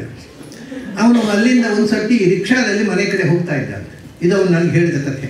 ನಾವು ಮೈಸೂರಿನ ರಿಕ್ಷಾಗೆ ಹೋಗಬೇಕು. ಅವನು ಸರಸ್ವತಿಪುರಂನಲ್ಲಿ ಒಂದು ಮನೆ, ಅದು ಎಡಕ್ಕೆ ತಿರುಗಬೇಕು. ಸೊ ಅವನು ರಿಕ್ಷಾದ ಅವನ ಹತ್ರ ಹೇಳಿದಂತೆ ಎಡಕ್ಕೆ ತಿರುಗು.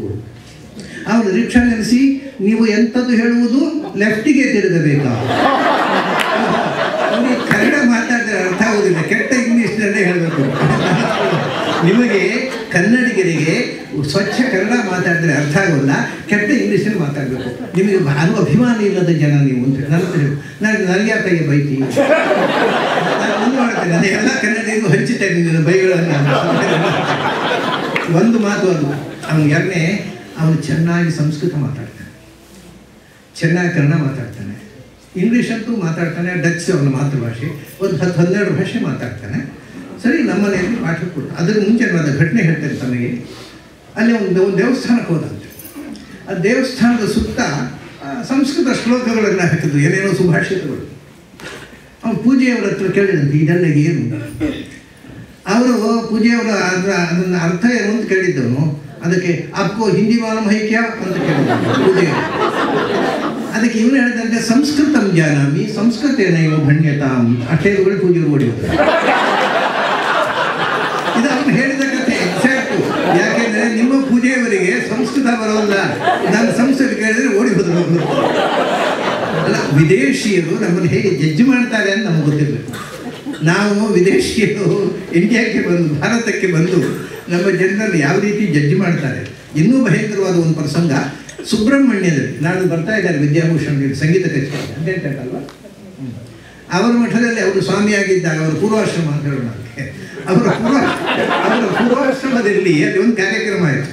ಈಗ ಉತ್ತರಾಶ್ರಮದಲ್ಲಿ ಗೃಹಸ್ಥ ಆದರು, ಪೂರ್ವಾಶ್ರಮದ ಸ್ವಾಮಿ ಆಗ್ತಿದ್ದಾರೆ. ಅದು ಸರಿ, ಅಲ್ಲಿ ಒಂದು ಉಪನ್ಯಾಸ. ನಾನು ಅಧ್ಯಕ್ಷ, ಈ ಮನುಷ್ಯ ಅಲ್ಲಿ ಉಪನ್ಯಾಸಕ, ಯಾರು ರೋಬರ್ಟ್ ಜೇಡನ್ ಬೋಸ್. ಸರಿ. ಝೈದನ್ ಅಂದರೆ ಡಚ್ ಭಾಷೆಯಲ್ಲಿ ದಕ್ಕನ್ ಅಂತ. ಝೈದನ್ ಬಸ್ ಅಂದರೆ ದಕ್ಷಿಣ ಅರಣ್ಯ, ತೆಂಕ ಅರಣ್ಯ, ತೆಂಕಾಡು. ನಾನು ತೆಂಕಾಡು ಅಂತ ಕರಿತಿದ್ದೆ ಅವನು. ಸರಿ, ಅಲ್ಲಿ ಒಂದು ಉಪನ್ಯಾಸ ಏನು ಹೇಳಿದ್ರು ಗೊತ್ತಾ? ಯಾಕೆಂದರೆ ನಮ್ಮ ದೇಶದ ಬಗ್ಗೆ ವಿದೇಶಿಯರು ಹೇಗೆ ಅವರು ನೋಡ್ತಾರೆ, ಹೇಗೆ ಜಡ್ಜ್ ಮಾಡ್ತಾರೆ ಅಥವಾ ಹೇಗೆ ಅಪಹಾಸ್ಯ ಮಾಡ್ತಾರೆ ಅನ್ನೋದು ನಮ್ಗೆ ಗೊತ್ತಿರಬೇಕು ಅನ್ನೋದಕ್ಕೋಸ್ಕರ ತಮ್ಮ ಮುಂದೆ ಈ ಅನುಭವವನ್ನು ಹಂಚಿಕೊಳ್ತಾ ಇದ್ದೇನೆ. ಅವರು ಉಪನ್ಯಾಸ ಮಾಡಿದರು. ನಾನು ಜರ್ಮನಿಯಲ್ಲಿ MA ಮಾಡಿದ ಮೇಲೆ, ಅದು ಹಿಂದೂಯಿಸಮ್ ಮೇಲೆ ಮಾಡಿದ್ದೇನೆ, ಇಂಡಾಲಜಿ. ಭಾರತಕ್ಕೆ ಹೋಗಿ, ಯಾಕೆಂದರೆ ಭಾರತದಲ್ಲಿ 5000 ವರ್ಷ ಪ್ರಾಚೀನವಾದ ಸಂಸ್ಕೃತಿ ಇದೆ. ಅದನ್ನು ಕಲಿತುಕೊಂಡು ನಾನು ನನ್ನ ಜೀವನದಲ್ಲಿ ಅಳವಡಿಸಿಕೊಳ್ಳಬೇಕು ಅಂತ with the highest respect I came to this country. ಭಾರತಕ್ಕೆ ಬಂದೆ. ಇಲ್ಲಿ ಬಂದು ನೋಡಿದರೆ ಬಂದು ಕೇಳಿದ್ರೆ ಕೆಲವರ ಹತ್ರ ಏನು ನೀವು ಅಷ್ಟಮಿ ಮಾಡ್ತೀರಿ, ಕೃಷ್ಣಾಷ್ಟಮಿ, ಶಿವರಾತ್ರಿ, ಗಣೇಶ ಚತುರ್ಥಿ, ಏಕಾದಶಿ, ವಾಟ್ ಇಸ್ ಇದರ ಅರ್ಥ ಏನು, ಮೀನಿಂಗ್ ಏನು, ಅದು ಪೂಜೆ ಕನಿಷ್ಠ ಅವರು ಎಲ್ಲಿ ತನಕ ಅಂದರೆ ಎಲ್ಲವೂ ಸಂಶಯ. ನೀವು ಮದುವೆ ಮಾಡೋ ಮಾಲೆ ಯಾಕೆ ಇಲ್ಲಿ ಹಾಕೋದು, ನೀವು ಮದುವೆ ಮಾಡುವ ಮಾಲೆ ಯಾಕೆ ಹಾಕ್ತೀರಿ, ಅದೊಂದು ಸಂಶಯ ಅವರಿಗೆ. ಆಮೇಲೆ ದೇವ್ರ ಪೂಜೆ ಮಾಡಿ ಗಂಟಾವಳಿ ಯಾಕಬಾರ್ದು, ಎಲ್ಲರೂ ಬಾರಿಸ್ತಾರೆ, ಇವ್ರು ಯಾಕೆ ಗಂಟಾವಳಿ ಬಾರಿಸೋದು ಗೊತ್ತಿರಬೇಕು, ನೀವು ಗಂಟಾವಳಿ ಯಾಕೆ ಬಾರಿಸ್ತೀರಿ, ಇದೆಲ್ಲ ಡೌಟ್ಸ್ ಅವರು. ಯಾಕಂದರೆ ವಿನೋದಕ್ಕೋಸ್ಕರ ಅಲ್ಲ, ಜಸ್ಟ್ ನೋ. ಅಲ್ಲಿ ಬಂದು ಕೇಳಿದಂತೆ. ಕೇಳಿದಾಗ 2 ವಿಧವಾದ ಉತ್ತರ ಬಂತು ಅಂತ ಹೇಳ್ತಾರೆ ಅವರು.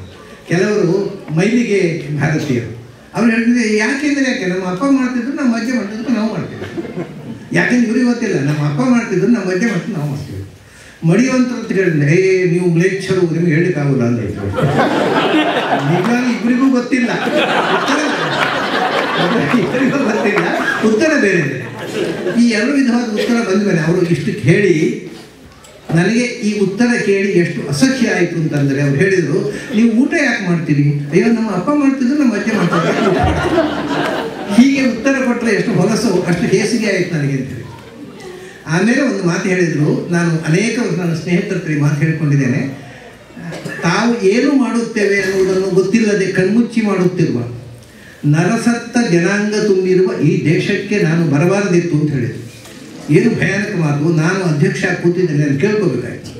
ನರಸತ್ತ ಜನಾಂಗ ತುಂಬಿರುವ ಅಂದರೆ ತಾವು ಏನು ಮಾಡ್ತೇವೆ ಅನ್ನೋದು ಗೊತ್ತಿಲ್ಲ, ಬಟ್ ಮಾಡ್ತಾರೆ. ಯಾಕೆಂದರೆ ಎಲ್ಲ ಮಾಡಿದಾಗ ನಾವು ಮಾಡೋದು. ನೀವು ಮಾಲೆಗೆ ಹಾಕ್ತಿಲ್ಲ, ಎಲ್ಲ ಮದುವೆಗೂ ಹಾಕ್ತಾರೆ, ನಾವು ಹಾಕಿದ್ದೀವಿ ಅಷ್ಟೇ. ಯಾಕೆ ಗೊತ್ತಿಲ್ಲ. ಸಭೆಯಲ್ಲಿ ಯಾಕೆ ಮಾಲೆ ಹಾಕ್ತಾರೆ, ಎಲ್ಲರೂ ಮಾಲೆ ಹಾಕ್ತಾರೆ. ಅತಿಥಿಗಳಿಗೆ ಮಾಲಾರ್ಪಣೆ ಒಂದು ಕಾರ್ಯಕ್ರಮ ಇರುತ್ತೆ, ಹಾಕ್ತಾರೆ, ನಾವು ಹಾಕಿದ್ದೀವಿ. ನೋಡಿ, ಏನು ಮಾಡ್ತೇವೆ ಅನ್ನೋದು ಗೊತ್ತಿಲ್ಲದೆ ಮಾಡುವ ಈ ದಡ್ಡ ಜನಾಂಗ ತುಂಬಿರುವ ನರಸತ್ತ ಜನಾಂಗ ಅಂತ ಹೇಳಿದರು ತುಂಬಿರುವ ಈ ದೇಶಕ್ಕೆ ನಾನು ಏಕೆ ಬಂದೆ ಅಂತ ಹೇಳಿದೆ. ನಾನು ಅಧ್ಯಕ್ಷ ಭಾಷಣ ಹೇಳಬೇಕು ಉತ್ತರ ಅದಕ್ಕೆ. ನಾನು ಎದ್ದು ನಿಂತೆ. ನೀವು ಯಾರು ರಸ್ತೆಯಲ್ಲಿ ಹೋಗೋರ ಹತ್ರ ಕೇಳಿ ಭಾರತವನ್ನು ಜಡ್ಜ್ ಮಾಡಬೇಡಿ. ನಿಮಗೆ ಏನು ಡೌಟ್ಸ್ ಇದೆ, ನಾನು ಇವತ್ತು ನಿಮಗೆ ಚಾಲೆಂಜ್ ಕೊಟ್ಟು ನಮ್ಮ ಮನೆಗೆ ಬನ್ನಿ.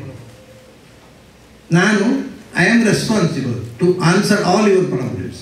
ನಾನು ಅದೇ ಹೊಣೆ ಹೊತ್ಕೊಳ್ತೇನೆ. ನಮ್ಮ ಮನೆಗೆ ಬನ್ನಿ. ನಮ್ಮ ಮನೇಲಿ ಕೂತು ಪ್ರಶ್ನೆ ಹಾಕಿ, ಯಾರಾದರೂ ದಡ್ಡರ ಹತ್ರ ಪ್ರಶ್ನೆ ಕೇಳಿ ಅವರು ಉತ್ತರ ಕೊಡಲಿಲ್ಲ ಅಂತ ಭಾರತವನ್ನು ಟೀಕೆ ಮಾಡಬೇಡಿ.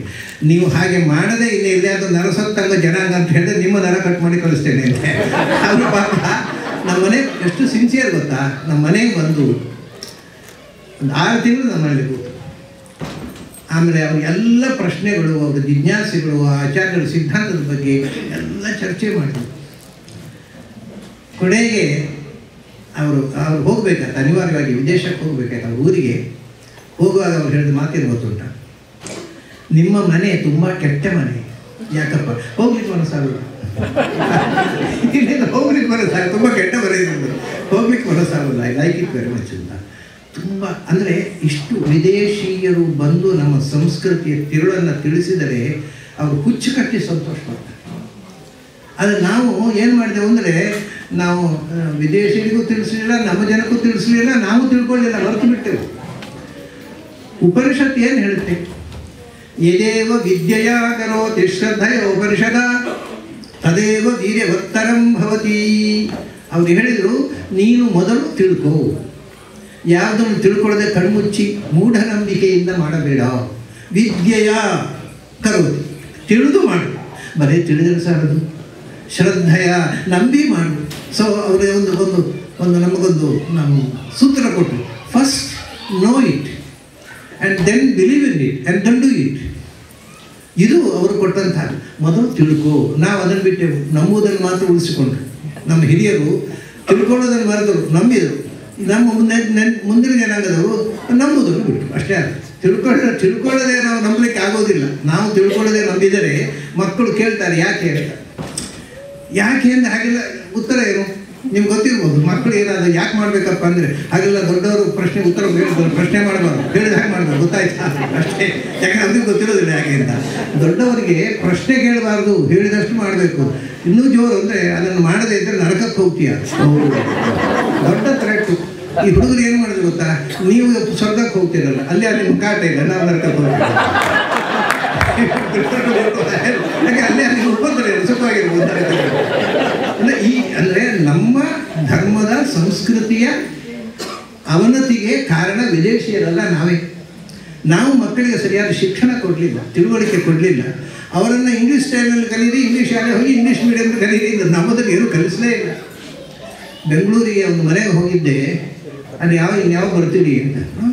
ನಾನು ಮುಂದೆ ಆದರೆ ನೆಕ್ಸ್ಟ್ ಗುರುವಾರ ಬರ್ತೇನೆ. ಗುರುವಾರ ಅಂದರೆ ಯಾವ ಅಂಕಲ್ ಅಂತ ಕೇಳ್ತಾರೆ ಮಗು. ಯಾಕೆ ಅವ್ರಿಗೆ ಶುದ್ಧ ಕನ್ನಡದಲ್ಲಿ ಮಾತಾಡೋದು. ಕರೆಕ್ಟ್ ಥರ್ಸ್ಡೇ ಹಾಗೆ ಹೇಳಿ ಅರ್ಥ ಆಯ್ತು. ಅಲ್ಲಿ ನೀವು ಕನ್ನಡ ಮಾತಾಡಿ ಅರ್ಥ ಆಗೋದಿಲ್ಲ ಬೆಂಗಳೂರಿನಲ್ಲಿ. ಆ ಹುಡುಗರು ಅದು ಮತ್ತು ಇನ್ನೊಂದಾಯ್ತು, ಸಂಬಂಧವಾದ ಶಬ್ದಗಳೇ ಇಲ್ಲ. ಎಲ್ಲ ಗಂಡಸರು ಅಂಕಲ್ಲು, ಎಲ್ಲ ಹೆಂಗಸರು ಆಂಟಿ. ಅದು ಸಂಬಂಧ ಅತ್ತೆ, ಮಾವ, ಅಣ್ಣ, ತಮ್ಮ. ಕೆಲಸದ ಹೆಂಗಸರು ಕೂಡ ಮನೆ ಒಂದು ಆಂಟಿ ಇವಾಗಂತೆ ಅದು ಎಲ್ಲರೂ ಆಂಟಿ. ಯಾವ ಸಂಬಂಧ ಪ್ರತಿ ರಿಲೇಷನ್ನು ಹೋಗಿ ಬರೀ ಆಂಟಿ. ಅದು ಕಡೆಗೆ ಆಂಟಿ ಆಗ್ಬಿಡುತ್ತೆ. ನಮ್ಮ ಅವಸ್ಥೆ ಹೀಗಾಗಿದೆ. ನಾವು ಸಾಂಸ್ಕೃತಿಕವಾಗಿ ನಮ್ಮನ್ನು ಮಾರಿಕೊಂಡಿದ್ದೀವಿ. ಮತ್ತು ಎಲ್ಲಿ ತನಕ ಅಂದರೆ ಅಲ್ಲಿ ಮಕ್ಕಳು ಇಂಗ್ಲೀಷ್ ಮಾತಾಡೋದು ಖುಷಿ, ಅವ್ರಿಗೆ ಬರೋಲ್ಲ ಇಂಗ್ಲೀಷು. ನನ್ನ ಮಗ ಇಂಗ್ಲೀಷ್ ಮಾತಾಡ್ತಾರೆ ಅಂತ ಕಾಲ್ ಹಿಡ್ಕೊಂಡಿರುತ್ತೆ. ಈ ಅಂದರೆ ನಾವು ನಮಗೆ ಸ್ವಾತಂತ್ರ್ಯ ಬಂದಿದೆ ಅಂತ ತಿಳ್ಕೊಂಡಿದ್ದೇವೆ ಭಾರತದವರು. ರಾಜಕೀಯವಾಗಿ ಸ್ವಾತಂತ್ರ್ಯ ಬಂದಿರಬಹುದು, mentally we are still slaves. ಬೌದ್ಧಿಕವಾಗಿ ಬ್ರಿಟಿಷರ ದಾಸರು. ಇವತ್ತಿಗೂ ಆ ದಾಸ್ಯ ಹೋಗಲಿಲ್ಲ. ನೋಡಿ, ಎಲ್ಲಿಯಾದರೂ ಏನು ಮಾಡ್ತಾ ಇದ್ದೀರಿ ಅಂತ ಕೇಳ್ತಾರೆ. ಏನು ಮಾಡ್ತಾ ಇದ್ದೀರಿ ಅಂದರೆ, ಅಯ್ಯೋ ಏನೋ ಮನೇಲಿ ತೋಟ ಗೀಟ ಮಾಡ್ಕೊಂಡು ಅಷ್ಟೇನಾ. So if you are living independently, you are nowhere in this country, in that country. And if you are under somebody, working under somebody, syndicate ಬ್ಯಾಂಕಿನಲ್ಲಿ ನಾನು ಅಟೆಂಡರ್, ಯು ಆರ್ ಹಿಯರ್. ನಿಮ್ಗೆ ಯಾವುದೋ ಒಬ್ಬನ ದಾಸನಾಗಿ ಬದುಕಿ ನಿಮ್ಗೆ ಅಸ್ತಿತ್ವ ಇದೆ. ನೀವು ಸ್ವತಂತ್ರ ಏನೋ ತೋಟ ಕೃಷಿ ಮಾಡ್ಕೊಂಡಿದ್ದೇನೆ ಅಷ್ಟೇ. ನಾನು ಯಾರು ಜಾತಕವೇ ಕೊಡೋದಿಲ್ಲ. ನಿಮ್ಮ ಜಾತಕ ಕೇಳೋದೇ ಇಲ್ಲ. ಹುಡುಗಿ ನಮ್ಮನೆ ಹುಡುಗಿ ಅದೇ, ನೀವು ಇಂಡಿಪೆಂಡೆಂಟು, ನೀವು ಯಾವುದೊಂದು ದಾಸನ, ನಿಮಗೆ ಜಾತಕ. ಈ ಮೆಂಟಾಲಿಟಿ ಹೋಗಿಲ್ಲ ಇನ್ನು ನಮ್ಮ ದೇಶದಲ್ಲಿ. ನಾವು ಇನ್ನೊಬ್ಬರ ದಾಸ್ಯದಲ್ಲಿದ್ದೇವೆ ಅಂದಾಗ ಮಾತ್ರ ನಮಗೆ ಎಕ್ಸಿಸ್ಟೆನ್ಸು. We are slaves. ಆ ಮಾನಸಿಕವಾಗಿ ಅದನ್ನು ಹೊರಗೆ ಬರಲಿಕ್ಕೆ ಆಗಲಿಲ್ಲ ನಮ್ಮ ಜನಕ್ಕೆ. ತಮಾಷೆ ಏನು ಅಂದರೆ, ಮನಮೋಹನ್ ಸಿಂಗ್ ಪ್ರೈಮ್ ಮಿನಿಸ್ಟರ್ ಆಗಿದ್ದಾಗ ಒಬ್ಬರು ಸೈಂಟಿಸ್ಟು ಬೆಂಗಳೂರಿನವರು ಹೋಗಿ ಒಂದು ರಿಕ್ವೆಸ್ಟ್ ಮಾಡಿಕೊಂಡು ಹೋಗ್ತಾರೆ. ನಾವು ಕಂಪೇರಿಟಿವ್ ಸ್ಟಡಿ, ನಮ್ಮ ಪ್ರಾಚೀನ wisdom of the ancients and the modern science, ಇದನ್ನು ಬ್ರಿಡ್ಜ್ ಮಾಡಬೇಕು. ಆವಾಗ ನಾವು we can give something new to the world. ನಮ್ಮ ಹುಡುಗರು ಎರಡನ್ನೂ ಕರೆಯುವಂತೆ ಮಾಡಬೇಕು ಅಂತ. ಇದಕ್ಕೆ Manmohan Singh don't be pseudo scientist ಅಂತ ಹೇಳಿದ್ರು. ಅದು ಎರಡನ್ನು ಬ್ರಿಡ್ಜ್ ಮಾಡೋದು ಮೂರ್ತತೆ. ಅದು ಸ್ಯೂಡೋ ಸೈಂಟಿಸ್ಟ್. ಅವರಿಗೆ ನಂಬಿಕೆ ಇಲ್ಲ. ನಮ್ಮ ದೇಶವನ್ನು ಆಳುವವರಿಗೆ ಇಂಥ ಪ್ರಜ್ಞೆ ಇಲ್ಲದಂತ. ನಾನು ನಮ್ಮ ಪ್ರಧಾನಮಂತ್ರಿಯನ್ನ ಟೀಕೆ ಮಾಡ್ತಾ ಇಲ್ಲ. ಒಳ್ಳೆಯ ಸಜ್ಜನ, ತುಂಬ ಸಜ್ಜನ. ಅವ್ರು ಎಷ್ಟು ಸಜ್ಜನ ಅಂದರೆ ಅದು ರಾಜಕೀಯ ಮಾಡುವುದಕ್ಕೆ ಅನಧಿಕಾರಿಯಾಗುವಷ್ಟು ಸಜ್ಜನ. Is too good to be here administrator. ಅದು ತುಂಬ ಸಜ್ಜನ, ತುಂಬ ಪ್ರಾಮಾಣಿಕ. ಆದರೆ ಏನು ಮಾಡೋದು ಪಾಪ. ನಮ್ಮ ದೇಶವನ್ನು ಆಳ್ತಾ ಇದ್ದದ್ದು country was ruled by two. ಯಾವುದು? ಒಂದು ಸೋನಿಯಾ ಗಾಂಧಿ, ಒಂದು ಕರಪ್ಷನ್. ಎರಡು ನಮ್ಮ ದೇಶವನ್ನು ಆಳ್ತಾ ಇದ್ದು. ಈಗ ಅದನ್ನು ಬಿಡುಗಡೆಯಾಗಿ ಏನು ಹೊಸತನ ಬರ್ತಾ ಇದೆ. ಅದರಿಂದ ನೋಡಿ, ಈ ತನಕ ನಾಳೆ ಭಗವದ್ಗೀತೆಯನ್ನು ನೀವು ಉಲ್ಲೇಖ ಮಾಡೋದು ಅಪರಾಧ, ಸೆಕ್ಯುಲರ್ ಕಂಟ್ರಿ. ಆದರೆ ಮೋದಿಯವರು ಜಪಾನಿಗೆ ಹೋಗಿ ಅವರು ಪ್ರೈಮ್ ಮಿನಿಸ್ಟರ್ಗೆ ಭಗವದ್ಗೀತೆಯನ್ನು ಪ್ರೆಸೆಂಟ್ ಮಾಡಿದರು. This was only possible after Modi. ಅಲ್ಲಿ ತನಕ ಹಾಗೆ ಮಾಡೋ ಹಾಗೆ ಇಲ್ಲ. ಏನೋ ಒಂದು ದೇವರು ಕಣ್ಣು ತೆರೆದಿದ್ದಾಗ ಸ್ವಲ್ಪ ಬದಲಾವಣೆ ಆಗ್ತಾ ಇದೆ.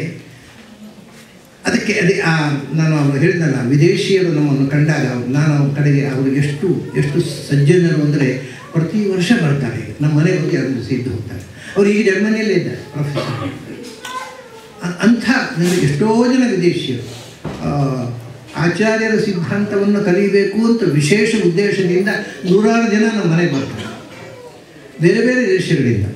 ನಮ್ಮ ದೇಶದವರು ಯಾರು ಹೆಚ್ಚು ಬರೋಲ್ಲ, ಮತ್ತು ಸಿದ್ಧಾಂತ ಪಾಠ ಮಾಡಿದ್ದೆ ಅದು ಹೆಚ್ಚು ಬರೋಲ್ಲ, ಆದರೆ ವಿದೇಶದವರು ತುಂಬ ಬರ್ತಾರೆ. ಅದು ಅಂದರೆ ಇವತ್ತು ಒಂದು ಪ್ರಾಯ ನಾವು ಈ 700 ವರ್ಷದಲ್ಲಿ ಆಚಾರ್ಯರ ಸಿದ್ಧಾಂತವನ್ನು ತಾಡಪತ್ರಿಯವರು ಇಲ್ಲಿ ಪಾಠ ಮಾಡ್ತಾ ಇದ್ದಾರೆ, ಮತ್ತು ಸಿದ್ಧಾಂತವನ್ನು ಪಾಠ ಮಾಡ್ತಾ ಇದ್ದಾರೆ. Great service. ಯಾಕೆಂದರೆ 700 ವರ್ಷದ ಹಿಂದೆ ತಾಡಪತ್ರಿಯವರು ಹುಟ್ಟಿದ್ರು ಇಲ್ಲಿ ಹುಟ್ಟಿರಲಿಲ್ಲ ಅಷ್ಟೇ.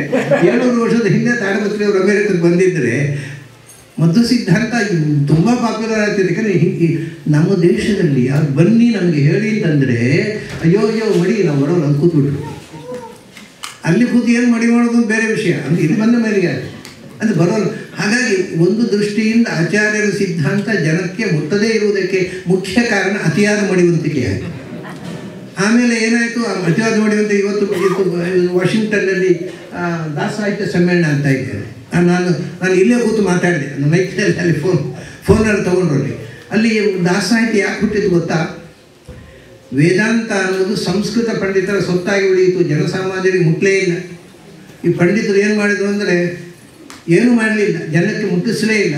ಅದು ಮಠದ ಪಂಡಿತರು ಸ್ವಾಮಿಗಳು, ಅವರೊಳಗೆ ವೇದಾಂತ ಸಂಸ್ಕೃತ ಗೊತ್ತಿಲ್ಲದೆ ಇದ್ದವರಿಗೆ ಮೋಕ್ಷವೇ ಇಲ್ಲ ಶುರು ಮಾಡಿಬಿಟ್ರು ಪಂಡಿತರು. ನೀವು ಮೋಕ್ಷಕ್ಕೆ ಹೋಗುವಾಗ ಸಂಸ್ಕೃತ ಮಾತ್ರ ಕಲಿಬೇಕು ಅಂತ. ಇದು ಇಸ್ಲಾಂನಲ್ಲಿ ನೀವು ಅರೇಬಿಕ್ ಗೊತ್ತಿಲ್ಲದೆ ಇದ್ದರೆ ಮೋಕ್ಷಕ್ಕೆ ಹೋಗೋಲ್ಲ, ಹಾಗೆ ಸಂಸ್ಕೃತ ಗೊತ್ತಿದ್ದರೆ ಮೋಕ್ಷಕ್ಕೆ ಹೋಗೋಲ್ಲ. ಅಂದರೆ ಸಂಸ್ಕೃತ ಗೊತ್ತಿದ್ದರೆ ಮಾತ್ರ ಮೋಕ್ಷ. ಇನ್ನೂ ಏನಾಯಿತು, ಸುಧಾಮಂಗಳಾದರೆ ಮಾತ್ರ ಮೋಕ್ಷ ಅಂತ ಅಲ್ಲಿವರೆಗೆ ಬರುತ್ತೆ.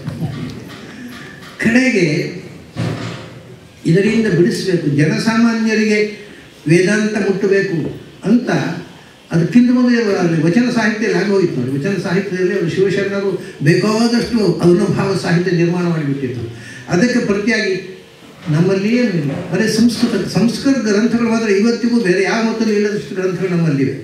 ಆದರೆ ಅದು ಜನಕ್ಕೆ, ನಮ್ಮಲ್ಲಿ ಯಾಕೆ ಸಂಸ್ಕೃತದಲ್ಲಿತ್ತು? ಇಡೀ ದೇಶದ ಲಿಂಕ್ ಲ್ಯಾಂಗ್ವೇಜ್ ಸಂಸ್ಕೃತ ಆಗಿತ್ತು ಆವಾಗ.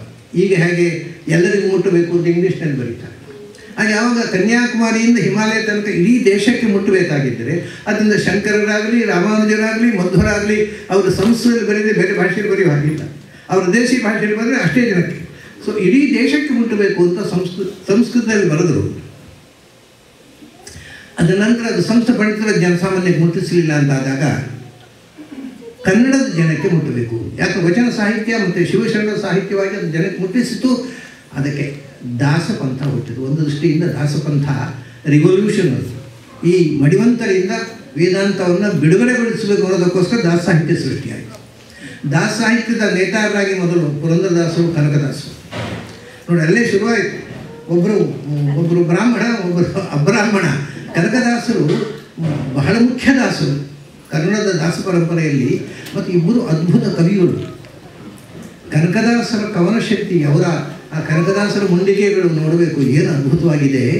ಅದ್ಭುತವಾದ ಕವಿಯವರು, ಅಷ್ಟೇ ಅದ್ಭುತವಾದ ಅನುಭವಿಯವರು. ಅವರ ಊರಿನಲ್ಲಿ, ಕನಕದಾಸರ ಊರು ಹತ್ತಿರ ಕಾಗಿನೆಲೆ ಹತ್ತಿರ ಒಂದು ದೇವಸ್ಥಾನ ಇದೆ. ಅದು ಕನಕದಾಸರು ವ್ಯವಸ್ಥೆ ಮಾಡಿದ್ದಂತೆ. ಅಲ್ಲಿ ಒಂದು ಆಂಜನೇಯನ ದೇವಸ್ಥಾನ ಇದೆ.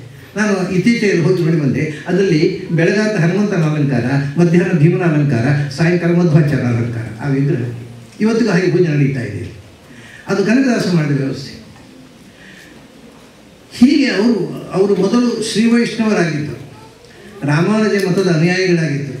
ಕೊನೆಗೆ ವ್ಯಾಸತೀರ್ಥರ ಪರಿಚಯ ಆದಮೇಲೆ ಅವರು ಮಾಧ್ವ ಆದರು, ಮಾಧ್ವ ದೀಕ್ಷೆ ತಗೊಂಡು. ಅದು ವ್ಯಾಸತೀರ್ಥರು ಇಬ್ಬರು ಸಂತರನ್ನು ಕೊಟ್ಟರು, ಪುರಂದರದಾಸರು ಮತ್ತು ಕನಕದಾಸರು. ಅದರ ಜೊತೆಗೆ ಅವರು ಅದನ್ನು ವಚನ ಸಾಹಿತ್ಯದಲ್ಲೂ ಪದ್ಯ ಸಾಹಿತ್ಯ ಕೊಟ್ಟರು. ಇವರು ಕನ್ನಡದಲ್ಲಿ ಪದ್ಯಗಳನ್ನು ಬರೆದು ಜನರನ್ನು ಎಚ್ಚರಿಸಿದರು. ಇಬ್ಬರೂ ಕೂಡ ಬಹಳ ಅದ್ಭುತವಾದಂಥ ಸಂತರು. ಮತ್ತು ಸಮಾಜವನ್ನು ಟೀಕಿಸುವಲ್ಲಿ ನಿರ್ದಾಕ್ಷಿಣ್ಯವಾಗಿ ಮಾತಾಡಿದರು. ಪುರಂದರದಾಸರು ಅವರು ಬಹಳ ದೊಡ್ಡ ಕವಿ. ಅವರ ಭಾಷೆಯಲ್ಲಿ ಬಹಳ ಸರಳವಾಗಿ ನೋಡಿ, ಅವರು ಒಂದು ಕಡೆ ಹೇಳಿದರು, ಅಲ್ಲಿರುವುದು ನಮ್ಮನೆ, ಇಲ್ಲಿರುವುದು ಸುಮ್ಮನೆ. ಅಂದರೆ ಎಷ್ಟು ಚಂದ, ವೆರಿ ಸಿಂಪಲ್. ಆದರೆ ಅದು ಎಷ್ಟು ಡೆಪ್ತಿಕೊಂಡು ಹೋಗುತ್ತೆ ನಮ್ಮನ್ನು. ಅಲ್ಲಿರುವುದು ನಮ್ಮನೆ, ಇಲ್ಲಿರುವುದು ಸುಮ್ಮನೆ. ಒಂದು ದಿವಸ ಅಲ್ಲಿಗೆ ಹೋಗಬೇಕು, ನಮ್ಮ ನಿಜವಾದ ಮನೆ ಅಲ್ಲಿದೆ. ಇಷ್ಟು ಸಣ್ಣ ಪೀಸ್ನಲ್ಲಿ ಫಿಲಾಸಫಿಯ ಡೆಪ್ತಿಕೊಂಡು ಹೋಗ್ತಾರೆ ನಮ್ಮನ್ನು. ಲ್ಯಾಂಗ್ವೇಜಿಗೆ ಅಂತ ಡೆಪ್ತ್ ಕೊಟ್ಟವರು ಪುರಂದಾಸ್. ಕನ್ನಡ ಭಾಷೆ ನಾನು ಅನೇಕ ಸರ್ತಿ ನೆನಪಿಸಿದ್ರು ನಮ್ಮ ಶ್ರೀಪ್ರಸಾದ್ ಅವರು. ಕನ್ನಡ ಭಾಷೆಯಲ್ಲಿ ಆಚಾರ್ಯರ ಸಿದ್ಧಾಂತದ ಛಾಪು ಇದೆ. ಯಾಕೆಂದರೆ ದೇವರು ದೊಡ್ಡವನು ನೋಡಿ, ಈ ದೇವರೊಂದು ಬಹುವಚನ, ದೊಡ್ಡವನು ಏಕವಚನ, ಅನ್ಗ್ರಾಮ್ಯಾಟಿಕಲ್. ಅದು ಗ್ರಾಮರ್ ಪ್ರಕಾರ ಆದರೆ ಎಷ್ಟಂತೂ ಶುದ್ಧ ತಪ್ಪು. ಆದರೆ ಕನ್ನಡದಲ್ಲಿ ನೀವು ದೇವನು ದೊಡ್ಡವನು ಹೇಳಿದರೆ ನೀವು ಯಾವಾಗ ಕನ್ನಡ ಕಲಿತದ್ದು ಅಂತ ಕೇಳ್ತಾರೆ. ಪರ್ಫೆಕ್ಟಾಗಿ ಮಾತಾಡಿದರೆ ದೇವನು ದೊಡ್ಡವನು, ಓಹ್ ನೀವು ಯಾವಾಗ ಕನ್ನಡ ಕಲಿತದ್ದು. ಮತ್ತು ತಪ್ಪು ಹೇಳಿದ್ರೇ ನೀವು ಕನ್ನಡಿಗೆ ಆಗ್ತೀರಿ. ದೇವರು ಬಹುವಚನ ಇರಬೇಕು, ದೊಡ್ಡವನು ಏಕವಚನ. ಸಂಸ್ಕೃತದಲ್ಲಿ ಕೂಡ ಇಲ್ಲ ಈ ಬ್ಯೂಟಿ, ಯಾವ ಲ್ಯಾಂಗ್ವೇಜ್ನಲ್ಲಿ ಇಲ್ಲ. ದೇವರು ದೊಡ್ಡವನು ಏನು ತಮಾಷೆ ನೋಡಿ, ದೇವರು ಅನ್ನೋದು ಬಹುವಚನ ಇದೆಯಲ್ಲ, ಬಹುವಚನ ಅನ್ನೋದು ಗೌರವ ಸೂಚಕ, ಮಹಾತ್ಮ್ಯ. ನೀವು ದೊಡ್ಡವ ಅನ್ನೋದನ್ನು ಬಹುವಚನ ಹೇಳುತ್ತೆ. ಅಂದರೆ ದೊಡ್ಡವರು ಅಂತ ಅಂದುಕೊಳ್ಳಿ. ಈಗ ಮನೆಯಲ್ಲಿ ನೋಡಿ, ತಂದೆ ತಾಯಿ ಇರ್ತಾರೆ. ತಂದೆಯನ್ನು ಅಪ್ಪ ನೀವು ಅಂತ ಮಕ್ಕಳು, ಯಾಕೆ ಒಂದು ಸ್ವಲ್ಪ ಭಯಾನಕ ವಸ್ತು. ಅಮ್ಮ ನೀನು ಯಾಕೆ ಪ್ರಿಯವಾದ. ಸೊ ನೀನು ನನ್ನ ಪ್ರೀತಿ ಇದೆ. ಬಹುವಚನದಲ್ಲಿ ಒಂದ್ಸಲ ಡಿಸ್ಟೆನ್ಸ್ ಕ್ರಿಯೇಟ್ ಆಗುತ್ತೆ ಬಹುವಚನಗಳು. ಅದರಿಂದ ದೇವರನ್ನು ಬಹುವಚನದಿಂದ ಅವನು ದೊಡ್ಡವನು ಎಚ್ಚರ ಇದೆ, ಆದರೆ ಅಷ್ಟೇ ಪ್ರಿಯವಾದ ವಸ್ತು, ಅದಕ್ಕೆ ಏಕವಚನ ದೊಡ್ಡವನು. ಆ ಅದರಿಂದ ಏನು ಅಂದರೆ ಸಂಸ್ಕೃತದಲ್ಲಿ ಭಕ್ತಿ ಅಂದರೆ ಮಾಹಾತ್ಮ್ಯ ಜ್ಞಾನಪೂರ್ವಕ ಸ್ನೇಹ. ಆ ಮಹಾತ್ಮ್ಯ ಜ್ಞಾನಪೂರ್ವಕ ಸ್ನೇಹವೇ ಇಲ್ಲಿ ಬಹುವಚನದಿಂದ ಮಹಾತ್ಮ್ಯವನ್ನು ಹೇಳುತ್ತೆ, ಏಕವಚನ ಸ್ನೇಹವನ್ನು ಹೇಳುತ್ತೆ. ಭಕ್ತಿಯ ಡೆಫಿನಿಷನನ್ನು ಗ್ರಾಮರನ್ನು ಮುರಿದು ತೋರಿಸಿಕೊಡು. ಇದು ಕನ್ನಡ ಭಾಷೆಯ ಸೊಬಗು. ಇನ್ನು ಯಾವ ಭಾಷೆಯಲ್ಲಿ ಹೀಗೆ ಹೇಳಿ ಬರೋದಿಲ್ಲ, ಎಕ್ಸ್ಪ್ರೆಷನ್ ಕೊಡಲಿಕ್ಕೆ ಬರೋದಿಲ್ಲ. ಇಂಥ ತುಂಬ ಸಂಗತಿಗಳಿವೆ. ಆಚಾರ್ಯರು ದ್ವಾದಶ ಸ್ತೋತ್ರಗಳು ಅಂತ ಒಂದೇ ಗ್ರಂಥ ಅಲ್ಲ, ಅದು 12 ಬೇರೆ ಬೇರೆ ಸಂದರ್ಭದಲ್ಲಿ ಬರೆದ ಸಂಗೀತದ ಹಾಡು. ಅದು ಸಂಗೀತಬದ್ಧವಾಗಿರತಕ್ಕಂಥದ್ದು. ಅದು ಹಾಡಬೇಕಾದ್ರೆ ನೋಡಿ, ನಮ್ಮ ದುರಂತ ಹೆಣ್ಮಕ್ಳು ಚೆನ್ನಾಗಿ ಹಾಡ್ತಿದ್ರು. ಗಂಡಸರು ಹೆಂಗಸರು ದ್ವಾದಶ ಸ್ತೋತ್ರ ಹೇಳಬಾರ್ದು. ಇವರಿಗೆ ಛಂದಸ್ಸು ಮೀಟರು ಗೊತ್ತಿಲ್ಲದೆ ಇದ್ದವ್ರು ಹೇಳಬೇಕು, ಲಯಜ್ಞಾನ ಇಲ್ಲದೆ ಇದ್ದವ್ರು ಹೇಳಬೇಕು. ಇವರಿಗೆ ಯಾವ ಛಂದಸ್ಸು ಯಾವ ಗೊತ್ತಿಲ್ಲ. ಈ ಬೆಂಗಳೂರಿನಲ್ಲಿ ಕೇಳಿ ಯಾವ ಪಂಡಿತರ ಅದು ಎಂಥದ್ದು ಅಗಣಿತ ಅಗಣಿತ ಗುಣಮಯ ಶರೀರ ಹೇ ವಿಗತ ಹಾಗೆ ಹೇಳ್ತಾರೆ ಎಲ್ಲರೂ. ಅಗಣಿತ ಗುಣಗಣಮಯ ಶರೀರ ಹೇ ವಿಗತ ಗುಣೇತರ ಭೌಮವ ಶರಣ ಅಂತ ತಾಳೆಂದು ಹೇಳಿ ಅಗಣಿತ ಗುಣಗಣ ಮಯ ಶರೀ ಹೋಯ್ತದೆ. ಇದು ಮಾತ್ರ ಅದು ಹಾಗೆ ಆಚಾರ್ಯ ಬಂದೇ ಅಪರಿಮಿತ ಅಗುಣಗಣಮಯ ಶರೀರ ಹೇ ವಿಗತ ಗುಣೇತರ ಭವಮವ. ಇದು ಇರೋದು ಮೂಲ ಪಾಠ. ಸೊ ಹೆಣ್ಮಕ್ಳ ಹತ್ರ ಕೊಟ್ಟಿದ್ರೆ ದ್ವಾದಶ ಸ್ತೋತ್ರ ಸುಂದರವಾಗಿ ಹಾಡ್ತಿದ್ರು. ಕೊಡಲೇ ಇಲ್ಲ. ಹೋಗ್ಕೊಳ್ಳಿ, ಮಧ್ವಾಚಾರ್ಯ ವಾಯುಸ್ತುತಿ ಆದರೂ ಹೇಳಿ ಇದ್ದರೆ ಅಯ್ಯೋ ಅದನ್ನು ಹೆಣ್ಸರು ಹೇಳಬಾರ್ದು. ಹೋಗ್ಕೊಳ್ಳಿ, ದೇವ್ರನಾಮ ಆದರೂ ಹೇಳೋಣ, ಅದು ವಿಷ್ಣುದಾಸ ಅಯ್ಯೋ ನರಕ ದಿನರ್ಥ ಆಗುತ್ತೆ. ಅಂದರೆ ದೇವ್ರನಾಮ ಹೇಳಿದ್ರೆ ನರಕ ದಿನರ್ಥ ಆಗುತ್ತೆ ಅಂತ ಯಾರು ಹೇಳ್ತಾರೋ ಅವರಿಗೆ ನರಕ ದಿನರ್ಥ ಆಗುತ್ತೆ.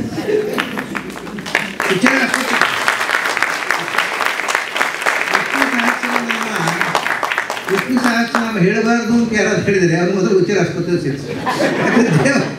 ನೀವು ಕೇಳಿ ಕಥೆ. ಮಂಗಳೂರಿನಲ್ಲಿ ನಾನು ವಿಷ್ಣು ಸಹಸ್ರನಾಮದಲ್ಲಿ ಉಪನ್ಯಾಸ ಮಾಡಿದ್ದು 25 ವರ್ಷದ ಕೆಳಗೆ. ಅಲ್ಲಿ ಈಕ್ವಲಿ ಅರ್ಧಾಂಶ ಹೆಂಗಸರು ಅರ್ಧಾಂಶ ಗಂಡಸರು. ನಾನು ಒಂದು ಮಾತು ಹೇಳಿದೆ, ಗಂಡಸರು ವಿಷ್ಣು ಸಹಸ್ರನಾಮ ಹೇಳೋಲ್ಲ, ಯಾಕೆಂದ್ರೆ ಪುರುಸೋದಿಲ್ಲ, ಆಫೀಸಿಗೆ ತಡವಾಗುತ್ತೆ ಅಂತ. ಹೆಂಗಸರು ಹೇಳಬಾರ್ದು. ಹಾಗೆ ಅವ್ರು ಹೇಳೋಲ್ಲ, ಇವರು ಹೇಳಬಾರ್ದು, ವಿಷ್ಣು ಸಹಸ್ರನಾಮ ನಾಶ ಆಗ್ತಾ ಇದೆ, ನೀವಾದರೂ ಹೇಳ್ರಿ ಅಂತ ಹೆಣ್ಮಕ್ಳಿಗೆ ಹೇಳಿದೆ ಆ ಸಭೆಯಲ್ಲಿ. ನಾನು ಉಡುಪಿ ಬಂದುಬಿಟ್ಟೆ. ಆಮೇಲೆ ಒಂದು ದಿವಸ ನಾನು ಮಂಗಳೂರು ಹೋಗುವಾಗ ಅಲ್ಲಿ ಪುಸ್ತಕದ ಅಂಗಡಿಯವರು ತುಂಬ ಥ್ಯಾಂಕ್ಸ್ ಸರ್ ಅಂದರು. ಯಾಕಪ್ಪ ಅಂದರೆ ನೀವು ವಿಷ್ಣು ಸಹಸ್ರ ಹೆಂಗಸರು ಓದ್ಬೋದು ಅಂತ ಹೇಳಿ ನಮ್ಮ ಅಂಗಡಿಯಲ್ಲಿ ವಿಷ್ಣು ಸಹಸ್ರ ಧೂಳು ಹಿಡ್ಕೊಂಡಿತ್ತು, ಎಲ್ಲ ಹೆಂಗಸರು ಓದೋದು ಮಾಡಿದ್ರು.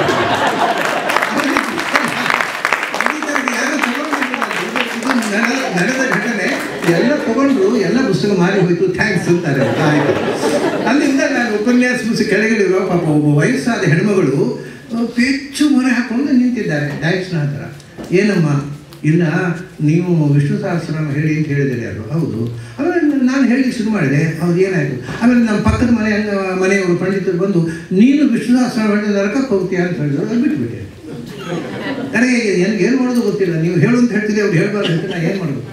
ನಾನು ನೀವು ಒಂದು ಕೆಲಸ ಮಾಡಿ, ಇನ್ನು ಯಾರ ಹತ್ರ ಕೇಳಲಿಕ್ಕೆ ಹೋಗಬೇಡಿ. ನೀವು ವಿಷ್ಣು ಸಹಸ್ರನಾಮ ಹೇಳೋ ಮುಂಚೆ ದೇವರ ಹತ್ರ ಒಂದು ಪ್ರಾರ್ಥನೆ ಮಾಡಿ, ವಿಷ್ಣು ಸಹಸ್ರನಾಮ ಹೇಳಿದ್ದರಿಂದ ಏನೇನು ಪಾಪ ಬರುತ್ತೆ ಅದು ಬನ್ನಂಜಿಯವರಿಗೆ ಬರಲಿ. ನಾನು ಹೇಳಿದ್ದಲ್ವ ನಿಮಗೆ, ಪಾಪ ನನಗೆ ಬರಲಿ, ಪುಣ್ಯ ಮಾಡಿ ದೇವರ ಪ್ರಾರ್ಥನೆ ಮಾಡಿ ಹೇಳಿ. ಎಷ್ಟು ಮಿಸ್ಗೈಡ್ ಮಾಡ್ತಾರೆ ಅಂದರೆ ದೇವರನ್ನ ನಿಜವಾಗಿ ಆದರೆ ಮಹಾಭಾರತದಲ್ಲಿ ಏನಿದೆ ಗೊತ್ತಾ? ಸ್ತ್ರೀ ಶೂದ್ರ ಬ್ರಹ್ಮಬಂಧೂನಾಂ ತ್ರಯೀನ ಶ್ರುತಿ ಗೋಚರ ಇತಿ ಭಾರತಮಾಖ್ಯಾನಂ ಕೃಪಯಾ ಮುನಿನಾ ಕೃತಂ. ವೇದ ಓದಲಿಕ್ಕೆ ಕಷ್ಟ ಆದವರಿಗೋಸ್ಕರ ಭಾರತ ರಚಿಸಿದೆ ಎಂದು. ಅಂದರೆ ಭಾರತಕ್ಕೆ ಮುಖ್ಯ ಅಧಿಕಾರಿಗಳು ವೇದ ಓದೋದವರು, ದಟ್ ಮೀನ್ಸ್ ವಿಮೆನ್ ಫೋಕ್. ಅವರು ಮತ್ತು ವಿಷ್ಣು ಸಹಸ್ರನಾಮದ ಭಾರತದಲ್ಲಿ ಮಹಾಭಾರತದ ಒಂದು ಚಾಪ್ಟರ್. ಅದರಲ್ಲಿ ಇನ್ನೊಂದು ತಮಾಷೆ ನೋಡಿ, ವಿಷ್ಣು ಸಹಸ್ರನಾಮದ ಕೊನೆಯ ವಾಕ್ಯ, ಮಹಾಭಾರತದ ಕೊನೆ ಅಲ್ಲಿ ಫಲಶ್ರುತಿಯಲ್ಲಿ ಅಲ್ಲಿ ಶೂದ್ರ ಸುಖಮವಾಪನೆ ಅಂತಿದೆ. ಹೆಂಗಸರು ಶೂದ್ರರು ಇಂದು ಕಡೆಯ ಶೂದ್ರರು ಓದ್ಬೋದು ಅಂತ ವಿಷ್ಣು ಸಹಸ್ರನಾಮದಲ್ಲೇ ಇದೆ. ಅದಕ್ಕೆ ಬಹಳ ಆಶ್ಚರ್ಯ ಅಂದರೆ ಅವ್ರು ಏನು ಹೇಳ್ತಾರೆ ಗೊತ್ತುಂಟ, ವ್ಯಾಖ್ಯಾನ ಮಾಡಿದವರು ಹಿಂದಿನವರು, ಶೂದ್ರ ಸುಖಮವಾಪನೆಯಾದ ಅನ್ಯೈಹಿ ಬ್ರಾಹ್ಮಣೈಹಿ ಪಾಠಯಿತ್ವ ಇತ್ಯರ್ಥ ಅಂತ ಅದು ಓದಿದ್ದೆ. ಅದೇ ಉಳಿದವರು ಅವರೇ ಓದಬೇಕು, ಶೂದ್ರ ಬಂದು ಬೇರೆ ಅರ್ಥ ಓದಿಸಬೇಕು ಅಂತ. ಆದರೆ ಭಾರತದಲ್ಲಿ ಹಾಗಿಲ್ಲ. ಇದು ತಮಾಷೆ ಏನು ಅಂದರೆ, ಯಾರ್ಯಾರಿಗೆ ದೇವರ ಮೇಲೆ ಭಕ್ತಿ ಇದೆ, ಯಾರ್ಯಾರಿಗೆ ಓದಲಿಕ್ಕೆ ಬರುತ್ತೆ ಅವರೆಲ್ಲರೂ ಅಧಿಕಾರಿಗಳು. ಒಂದು ತಮಾಷೆ ಹೇಳ್ತೇನೆ ನಿಮಗೆ. ಉಡುಪಿಯಲ್ಲಿ ನಾನು ವಿಷ್ಣು ಸಹಸ್ರನಾಮದ ಮಹತ್ವದ ಬಗ್ಗೆ ಮಾತಾಡಿದ ಮೇಲೆ ಮಣಿಪಾಲದಲ್ಲಿ ಇಬ್ಬರು ಹರಿಜನ ದಂಪತಿಗಳು, ಅದು ಫ್ಯಾಮಿಲಿ, ಹರಿಜನ ಫ್ಯಾಮಿಲಿ, 2 ಮನೆ ಹರಿಜನರು, ಅವ್ರು ಬರ್ತಿದ್ರು ಉಪನ್ಯಾಸ ಕೇಳಲಿಕ್ಕೆ. ಒಂದು ದಿವಸ ನಮ್ಮ ಮನೆ ಬಂದರು, ಒಂದಿಷ್ಟು ಹಣ್ಣು ಇಟ್ಕೊಂಡು, ಗುರು ನಮಸ್ಕಾರ, ಹಣ್ಣು ಇಟ್ಟು ನಮಸ್ಕಾರ, ಏನಪ್ಪ ಅಂದರೆ ನಿಮ್ಮ ವಿಷ್ಣು ಸಹಸ್ರನಾಮದ ಬಗ್ಗೆ ನಿಮ್ಮ ಉಪನ್ಯಾಸ ಕೇಳಿದ ಮೇಲೆ ನಾವು ಬೆಳಿಗ್ಗೆ ಎದ್ದು ಸ್ನಾನ ಮಾಡಿ ವಿಷ್ಣು ಸಹಸ್ರನಾಮ ದೇವರ ಮುಂದೆ ಕೂತು ವಿಷ್ಣು ಸಹಸ್ರನಾಮ ಪಠಿಸದೆ ನಾವು ನೀರು ಮುಟ್ಟೋದಿಲ್ಲ. ಹರಿಜನ ಅಂಥ ದೀಕ್ಷೆ, ನಾವು ಎಲ್ಲರಿಗೂ ವೈಷ್ಣವ ದೀಕ್ಷೆ ಕೊಡಬೇಕು, ವೈಷ್ಣವ ಭಕ್ತಿ ಹುಟ್ಟಿಸಬೇಕು, ಯಾರನ್ನು ಬಹಿಷ್ಕಾರ ಹಾಕಬಾರದು. ಇನ್ನೊಂದು ಪ್ರಸಂಗ ಹೇಳಬೇಕು ನಾನು. ಆಚಾರ್ಯರೊಂದು ಮಾತು ಹೇಳಿದ್ದಾರೆ, ಸ್ವಾಭಾವಿಕೋ ಬ್ರಾಹ್ಮಣಾದಿ ಶವಾದ್ಯೇರೇವ ಭಿದ್ಯತೆ ಯೋನಿ ಭೇದಕೃತೋ ಭೇದ ಜ್ಞೇಯ ಉಪಾಧಿಕ ಸ್ವಯಂ ಅಂತ. ನಿಜವಾಗಿ ಬ್ರಾಹ್ಮಣ ಯಾರು? ಇದು ದೊಡ್ಡ ಸಮಸ್ಯೆ. ಎಲ್ಲ ಹಿಂದೂ ದೇಶದಲ್ಲಿ ಅದು ಬ್ರಾಹ್ಮಣ ಕ್ಷತ್ರಿಯ ವೈಶ್ಯ ಶೂದ್ರ ಈ ಪರಿಭೇದವೇ ಈ ದೇಶದ ಅಭಿಶಾಪ ಅಂತ ರಾಜಕಾರಣಿಗಳು ಭಾಷಣ ಮಾಡ್ತಾರೆ. ಅವ್ರಿಗೆ ಏನಂತೂ ಗೊತ್ತಿಲ್ಲ, ಅಲ್ಲಿ ಇರೋದು ವರ್ಣ ಮತ್ತು ಜಾತಿ ಎರಡಕ್ಕೂ ಒಂದೇ ಶಬ್ದ ಇಂಗ್ಲೀಷಲ್ಲಿ ಕ್ಯಾಸ್ಟು ಅಂತ. ಅದರಿಂದ ಅದು ಸಮಸ್ಯೆ. ಸಂಸ್ಕೃತದಲ್ಲಿ ಜಾತಿ ಅಂದರೆ ಅಪ್ಪನಿಂದ ಮಗನಿಗೆ ಆ ಜಾತಿ, ಅಪ್ಪ ಯಾವ ಜಾತಿ ಮಗ ಯಾವ ಜಾತಿ, ಅಮ್ಮ ಯಾವ ಜಾತಿ ಮಗ ಯಾವ. ಆದರೆ ವರ್ಣ ಅದಲ್ಲ. ವರ್ಣ ಅಂದರೆ ಬಣ್ಣ. ಯಾವ ಬಣ್ಣ? ಕೋಟಿನ ಬಣ್ಣವೋ, ಅಂಗಿಯ ಬಣ್ಣವೋ, ಚರ್ಮದ ಅಲ್ಲ. ಬಣ್ಣ ಅಂದರೆ ಒಬ್ಬ ಮನುಷ್ಯನ ವಿಷಯ ಗೊತ್ತಾದಾಗ ಅವನ ಬಣ್ಣ ಬಯಲಾತು ಅನ್ನೋರು ನಾವು. ಅಂದರೆ ಅವನ ಮನಸ್ಸು, ಅವನ ಒಳಗಿನ ಹುಡುಗು. ಸೊ ಬಣ್ಣ ಅಂದರೆ ಮನಸ್ಸಿನ ಬಣ್ಣ, ದ ನೇಚರ್ ಆಫ್ ದ ಸೋಲ್. ಹಾಗಾಗಿ ಒಂದು ವ್ಯಕ್ತಿಗೆ 4 ಥರದ ಬಣ್ಣ ಇದೆ ಅಂದರೆ 4 ಥರದ ಸ್ವಭಾವ ಇದೆ. ಕೆಲವರು, some people are after knowledge, they are called Brahmins. Some people are after administration, they are called Kshatriyas. Some people are after cultivation or industry, they are called Vaishyas. And a few people are after only service, they can serve others. ಇದಲ್ಲ, ಇನ್ನೊಬ್ಬರಿಗೋಸ್ಕರ service ಮಾಡಿ ಸ್ವಂತವಾಗಿ ಏನು ಮಾಡಿದ, they are called ಶೂದ್ರಾಸ್. ಅಂದರೆ service. ಆಚಾರ್ಯ ಹೇಳಿದರು, ಇದು ನಾನಾ ಜನಸ್ಯ ಶುಶ್ರೂಷಾ ಕರ್ತವ್ಯ. ಸರ್ವಿಸ್ ಉಂಟಲ್ಲ, ಅದು ಶೂದ್ರ ಧರ್ಮ ಅಲ್ಲ, ಮನುಷ್ಯ ಧರ್ಮ ಅಂದರು Acharya. So if you want to be a human being, service is a must. If you are not Shudra, you are not a human being according to Madhvacharya. Basically ಶೂದ್ರನಂತೆ ಇನ್ನೊಬ್ಬರಿಗೆ ಸರ್ವಿಸ್ ಮಾಡತಕ್ಕಂಥ ಮನೋವೃತ್ತಿ ಬೆಳೆಸ್ಕೊಳ್ಬೇಕು. ಆಮೇಲೆ ಈಗ ಸಮಥಿಂಗ್ ಇಸ್ ಆ್ಯಡೆಡ್. ಅದ್ರ ಜೊತೆಗೆ ನೀನು ಕಲ್ಟಿವೇಷನ್ ಮಾಡಿದ್ರೆ you are ವೈಶ್ಯ, ಜೊತೆಗೆ ಅಡ್ಮಿನಿಸ್ಟ್ರೇಷನ್ ಮಾಡಿದ್ರೆ ಯು ಆರ್ ಕ್ಷತ್ರಿಯ, ಜೊತೆಗೆ ಜ್ಞಾನ ಪ್ರಸಾರ ಮಾಡಿದರೆ. ನಾನು ಮೊನ್ನೆ ಬರ್ಕ್ಲಿ ಯೂನಿವರ್ಸಿಟಿಯಲ್ಲಿ ಅವರು ಕರೆದಿದ್ದರು, ಅಲ್ಲಿ ಸಂಸ್ಕೃತ ವಿಂಗಿನಲ್ಲಿ. ಅಲ್ಲಿ ಅವ್ರ ಪಾಪ ಯೂನಿವರ್ಸಿಟಿ ನಿಮ್ಮದು ಒಳ್ಳೆಯ ಸಂಸ್ಥೆಯಲ್ಲಿ ಸ್ವಾಗತ ಮಾಡಿದರು. ನಾನು ಸಂಸ್ಥೆಯಲ್ಲಿ ಮಾತಾಡಿದೆ. ಅಲ್ಲಿ ಹೇಳಿದೆ ನಾನು, ಅವರು ಗೋಲ್ಡ್ಮನ್ ಅಂತ ಅಲ್ಲಿ head of department. Goldman is also A Brahmin, Einstein is also A Brahmin. ಯಾಕೆಂದರೆ ದೇ ಆರ್ ಆಫ್ಟರ್ ನಾಲೆಜ್. ಶಾಸ್ತ್ರ ಹೇಳೋದು, ಯಾರು ಜ್ಞಾನದ ಪಿಪಾಸ ಉಳ್ಳವರು ಅವರು ಬ್ರಾಹ್ಮಣರು, ತಂದೆ ಯಾವ ಜಾತಿ ಇರ್ಬೋದು. ಇದು ಆಚಾರ್ಯ ಹೇಳಿದ ಮಾತು. ಯೋನಿ ಭೇದ ಕೃತ ಭೇದ ಜ್ಞೇಯ ಉಪಾಧಿಕ ಸ್ವಯಂ. ತಂದೆ ಬ್ರಾಹ್ಮಣ ಆಗಿ ಮಗ ಶೂದ್ರ ಆಗ್ಬೋದು.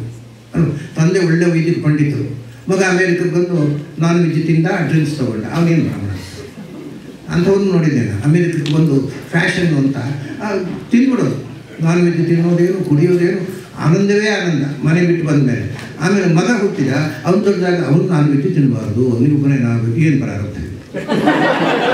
ಅವ್ರು ತಿಂತಾರೆ, ಮಗನಿಗೆ ಅಯ್ಯೋ ಮಗ ನನ್ನ ಹತ್ರ ಹೇಳ್ತಾರೆ, ಮಗ ನಾನ್ ವೆಜ್ ತಿನ್ನಬಾರ್ದು, ಅವ್ರಿಗೆ ಮನೆ ನಾನ್ ಏನು ಮಾಡೋದು, ನಿಮ್ಮ ಪ್ರಾರಂಭ ಏನು ಬೇಕಾದ್ರೆ ಮಾಡಿಕೊಡಿ. ಇವ್ರು ತಿಂತಾರೆ, ಫ್ಯಾಷನ್ಗೆ. ಅವ್ರು ಮಕ್ಕಳು ತಿನ್ನಬಾರ್ದಂತೆ, ಅವರು ವೈದಿಕ ಸಂಪ್ರದಾಯ ಬೆಳಿಬೇಕು.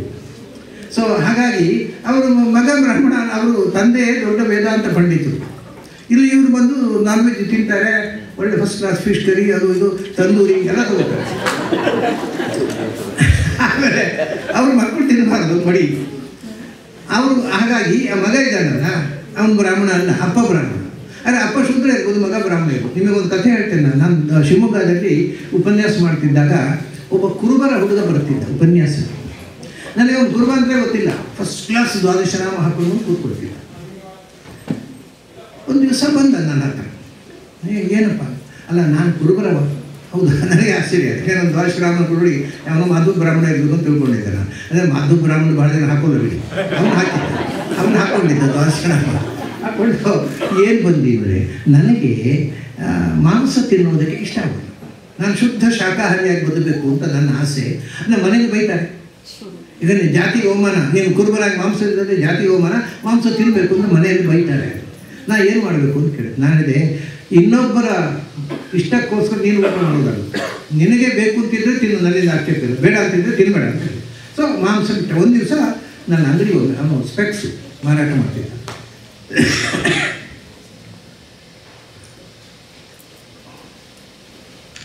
ನನ್ನ ಜನ್ಮದಲ್ಲಿ ಮಧ್ಯದಲ್ಲಿ ನಾನು ನೀರು ಕುಡಿಯಿಲ್ಲ. ಇದು 79 ವರ್ಷದ ಪರಿಣಾಮ.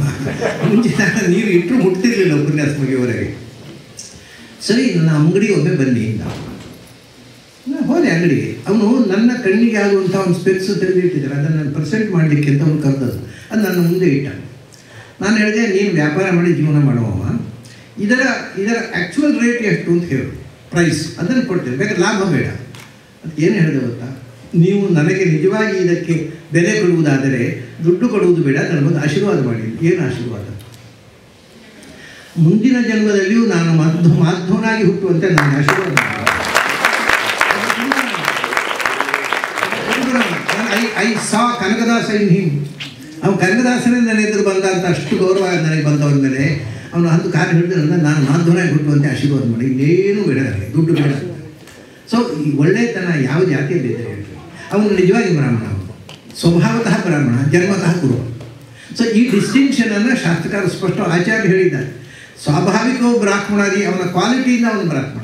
ಜನ್ಮದಿಂದ ಬ್ರಾಹ್ಮಣ ಅನ್ನೋದು ಇಟ್ ಇಸ್ ಸೋಷಿಯಲ್. ನನ್ನ philosophy has nothing to do with the social custom ಅಂತ ಹೇಳಿದರು ಆಚಾರ್ಯ. ನಾನು ಒಬ್ಬರು ಹರಿಜನರ ಅಲ್ಲ, ಪೂಜಾರಿಗಳು ಅಂತ ಅವ್ರು ಹೇಳ್ತಾರೆ, ಇಲ್ಲಿ ಈಡಿಗರು. ಅವರು ಒಂದು ಸರ್ತಿ ನಾನು ಉಪನ್ಯಾಸ ಕರೆದ್ರು.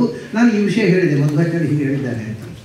ಅವ್ರು ಏನು ಹೇಳಿದ್ರು ಗೊತ್ತಾ, ಆಚಾರ್ಯನೇ ಈ ತನಕ ಒಬ್ಬ ಬ್ರಾಹ್ಮಣನ ಈ ವಿಷಯ ಹೇಳಿರಲಿಲ್ಲ, ಹೇಳಿದ್ರೆ ಮಧ್ವಾಚಾರ್ಯ ನಾವು ತಲೆಯಲ್ಲಿ ಹೊತ್ತು ಕುಡಿದಾಡ್ತಿದ್ದೆವು ಅಂತ ಹೇಳಿದ್ರು. ಅದನ್ನು ನಾವು ಹೇಳೇ ನಾವು ಗುರುತು ಮಾಡಿದೆವು. ಹಾಗಾಗಿ ಎಷ್ಟೋ ವಿಷಯಗಳು, ಅದ್ಭುತವಾದ ವಿಷಯಗಳನ್ನ ಜಗತ್ತಿಗೆ ಕೊಟ್ಟಿದ್ದಾರೆ ಆಚಾರ್ಯರು.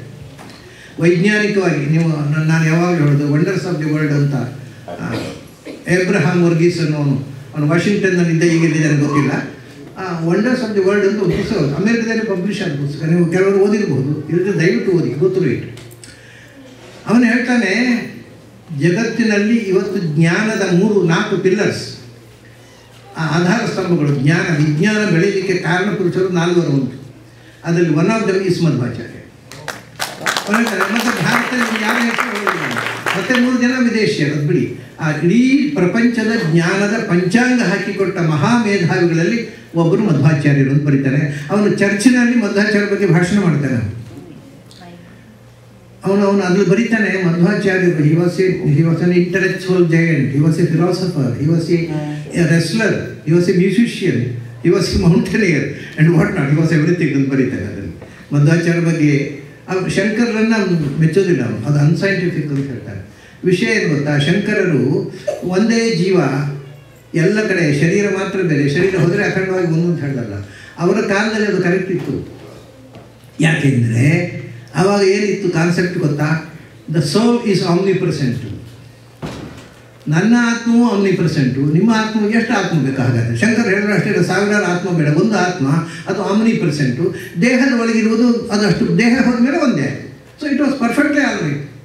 ಆಮೇಲೆ ಸೋಲ್ ಈಸ್ ಆಮ್ನಿಪ್ರೆಸೆಂಟ್ ಅನ್ನೋ ಕಾನ್ಸೆಪ್ಟ್ ಬಿದ್ದು ಹೋಯಿತು. ಜೈನರು ಬಂದರು.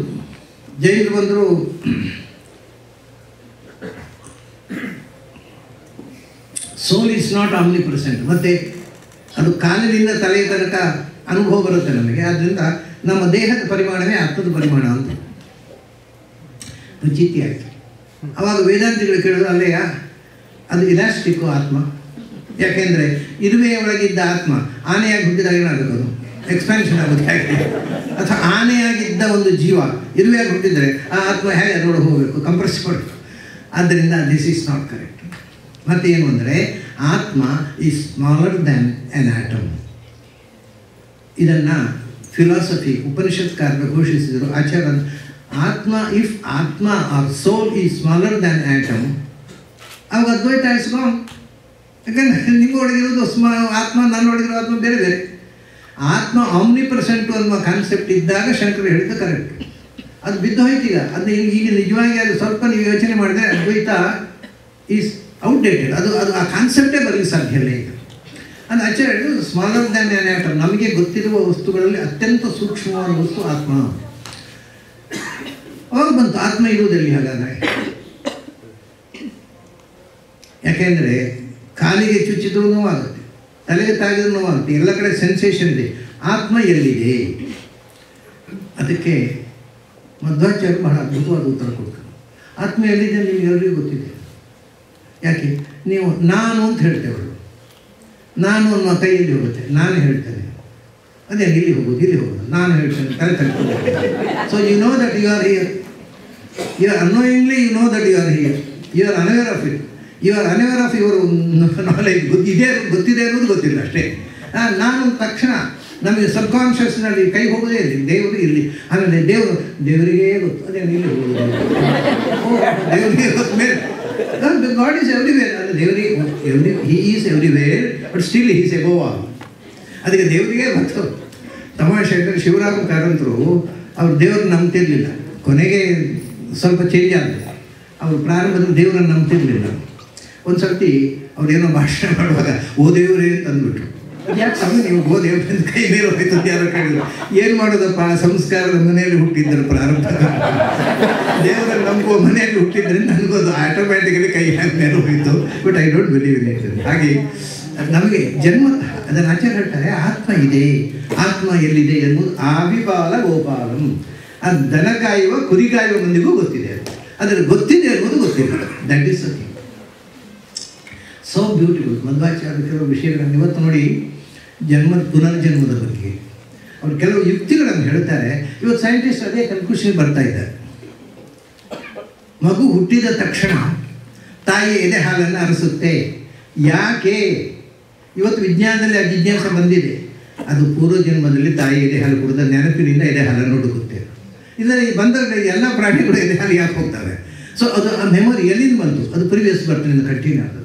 ಹೀಗೆ ಈ ಮಾತುಗಳನ್ನು ಆಚಾರ್ಯ ಹೇಳಿದ್ದಾರೆ. ಆದರೆ ಭಾಳ ತಮಾಷೆ, ದೇವರಿಲ್ಲ ಅಂತ ಹೇಳಿದರೆ ಅವ್ರು ಹೇಳೋದು ಅದಕ್ಕೇನು ತಿಳುವಳಿಕೆ ಬೇಡ. ದೇವರಿಲ್ಲ ಯಾಕೆಂದ್ರೆ ನನಗೆ ಗೊತ್ತಿಲ್ಲ. ಅದರಿಂದ ಸೊ ಇಟ್ಸ್ ವೆರಿ ಸಿಂಪಲ್. ಅಂದರೆ ದೇವರಿಲ್ಲ ಅಂತ ಹೇಳಲಿಕ್ಕೆ ಇಗ್ನೋರೆನ್ಸ್ ವಿಲ್ ಡೂ. ದೇವ್ರು ಇದ್ದಾನೆ ಅಂತ ಹೇಳ್ಬೇಕಾದ್ರೆ ತುಂಬ ನಾಲೆಜ್ ಬೇಕಪ್ಪ, ಹುಡುಗಟ್ಟ ಅಲ್ಲ ಅದು ಅಂತ. ಹೀಗೆ ಅವರು ಬಹಳ ರೋಚಕವಾಗಿ ಮತ್ತು ಇನ್ನೊಂದು ಏನಂದರೆ ಅವರು ಯಾವತ್ತೂ ಕೂಡ ತರ್ಕದಲ್ಲಿ ನಿಲ್ಲಿಸುವುದಿಲ್ಲ ವಿಷಯವನ್ನು. ಒಂದು ತಮಾಷೆ ಹೇಳ್ತೇನೆ ನಾನು. ಒಬ್ಬರು ಹೆನ್ರಿ ಲೆನಾರ್ಟ್ ಅಂತ, ಈಸ್ ಫ್ರಮ್ ಬೆಲ್ಜಿಯಂ. ಇದೆಲ್ಲ ಅನೇಕ ಕಡೆ ನಾನು ಹೇಳಿದ ವಿಷಯಗಳು ಹೊಸತೇನಲ್ಲ. ಅವರು ಉಡುಪಿಗೆ ಬಂದರು. ಅವರು comparative study of eastern and western philosophy ಅದಕ್ಕೋಸ್ಕರ ಬಂದರು. ಒಂದು 15 ದಿವಸ ನನ್ನ ಜೊತೆಗಿದ್ದರು. ಕಡೆಯವರು ಹೋಗೋ ಮುಂಚೆ ಯಾರಾದರೂ ಒಬ್ಬರು ಸ್ವಾಮಿಗಳನ್ನು ಭೇಟಿ ಮಾಡಬೇಕು. ಅವರಿಂದ ಒಂದು ಸ್ಟೇಟ್ಮೆಂಟ್, ಯಾಕಂದರೆ ಮಧ್ವ ಸಿದ್ಧಾಂತಕ್ಕೆ ಅಥೆಂಟಿಕ್ ಪರ್ಸನ್ ಬೇಕಲ್ಲ, ಅದೊಂದು ಸ್ವಾಮಿ ಭೇಟಿ ಆಗಬೇಕು ಅಂತ.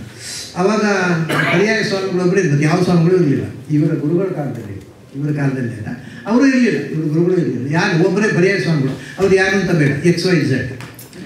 ನಾನು ಅವ್ರ ಹತ್ರ ಹೋಗಿ ಹೇಳಿದೆ, ನಾವೊಬ್ಬರು ಇಂಗ್ಲೀಷು ರಿಸರ್ಚ್ ಮಾಡೋದು ಬಂದಿದ್ದಾರೆ, ಅವ್ನು ಕರ್ಕೊಂಡು ಬರ್ತೀನಿ. ಅಯ್ಯೋ ಅವ್ರು ಏನೋ ಪ್ರಶ್ನೆ ಕೇಳ್ತಾರೆ, ಕರ್ಕೊಂಡು ಬಂದ್ಬಿಡಿ ಅವ್ನು ಹೇಗೆ ಸ್ವಾಮಿಗಳು ಹೇಳಿದರು. ನಾನು ಹೇಳಿದೆ ಅದು ಆಗೋಲ್ಲ. ಹಾಗೆ ಮಾಡಿದರೆ ನಾನು ಉಡುಪಿಗೆ ಹೋದೆ. ಅಲ್ಲಿ ಅಥೆಂಟಿಕ್ ಪರ್ಸನಾಲಿಟೀಸ್ ಯಾರೂ ನನಗೆ ಇಂಟರ್ವ್ಯೂ ಕೊಡಲಿಲ್ಲ ಅಂತ ಅವ್ರು ರೆಕಾರ್ಡ್ ಮಾಡ್ತಾರೆ. It will be recorded internationally. ಅದನ್ನು ನೀವು ಭೇಟಿ ಕೊಡಲೇಬೇಕು. ಆಮೇಲೆ ನಿಮಗೇನು ಸಮಸ್ಯೆ ಇಲ್ಲ, ಯಾಕೆಂದರೆ ಅವ್ನು ಇಂಗ್ಲೀಷ್ನಲ್ಲಿ ಕೇಳ್ತಾನೆ, ನಾನು ನಿಮ್ಗೆ ಹೇಳ್ತೇನೆ, ನೀವು ಏನೋ ಹೇಳಿ, ನಾನು ಸ್ವಾಮೀಜಿ ಸೇರಿ ಸ್ಟ್ಯಾಟ್ ಅಂತ.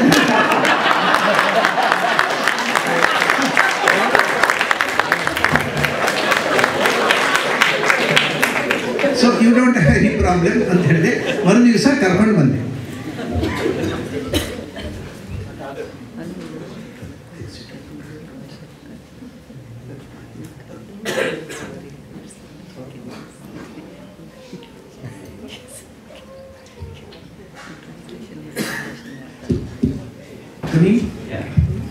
ಸರಿ, ಒಂದು ದಿವಸ ಅವ್ನು ಕರ್ಕೊಂಡು ಹೋದೆ.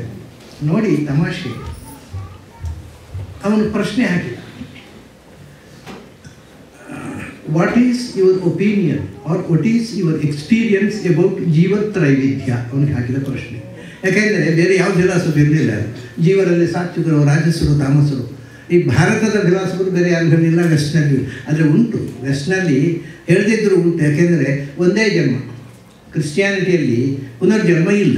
ದೋ there is no theory of reincarnation. So ಒಂದು ಜನ್ಮದಲ್ಲಿ ನೀವು ಸಾಧನೆ ಮಾಡದೇ ಇದ್ದರೆ ದೇವರ ಹತ್ರ ಹೋಗಲ್ಲ, ಇಟರ್ನಲ್ ಹೆಂಡೇ ಗತಿ.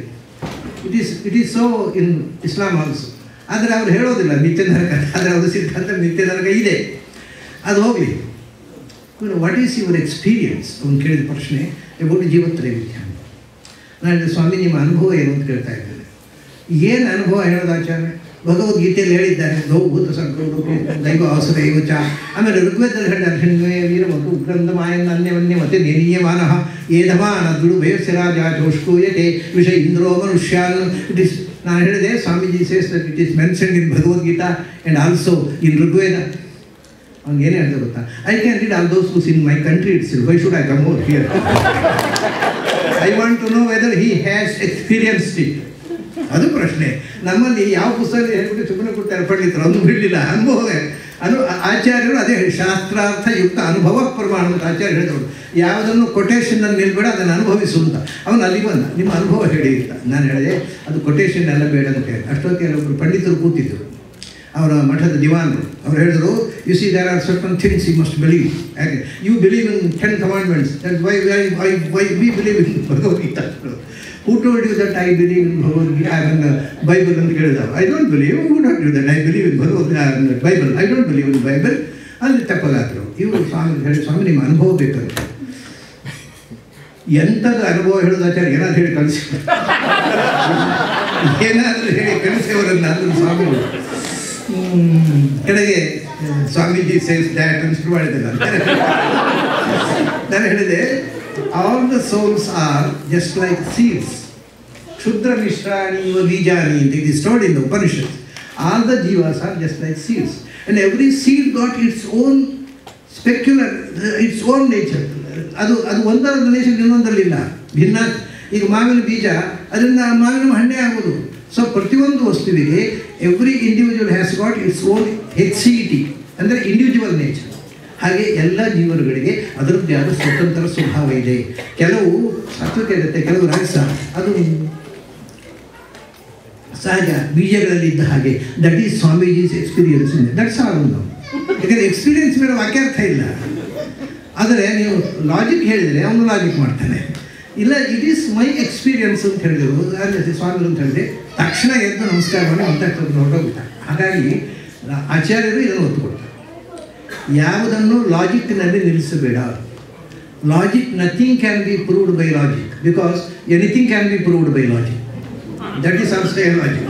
ಆದ್ದರಿಂದ ಲಾಜಿಕ್ಕಿನಿಂದ ಏನನ್ನೂ ಪ್ರೂವ್, ಅದರಲ್ಲೂ ನಮ್ಮ ಪ್ರತ್ಯಕ್ಷಕ್ಕೆ ಗೋಚರವಾಗದ ಅತೀಂದ್ರಿಯ ಶಬ್ದಗಳ ವಸ್ತುಗಳನ್ನು ಲಾಜಿಕ್ಕಿನಿಂದ ಪ್ರೂವ್ ಮಾಡೋದು ಹೇಗೆ?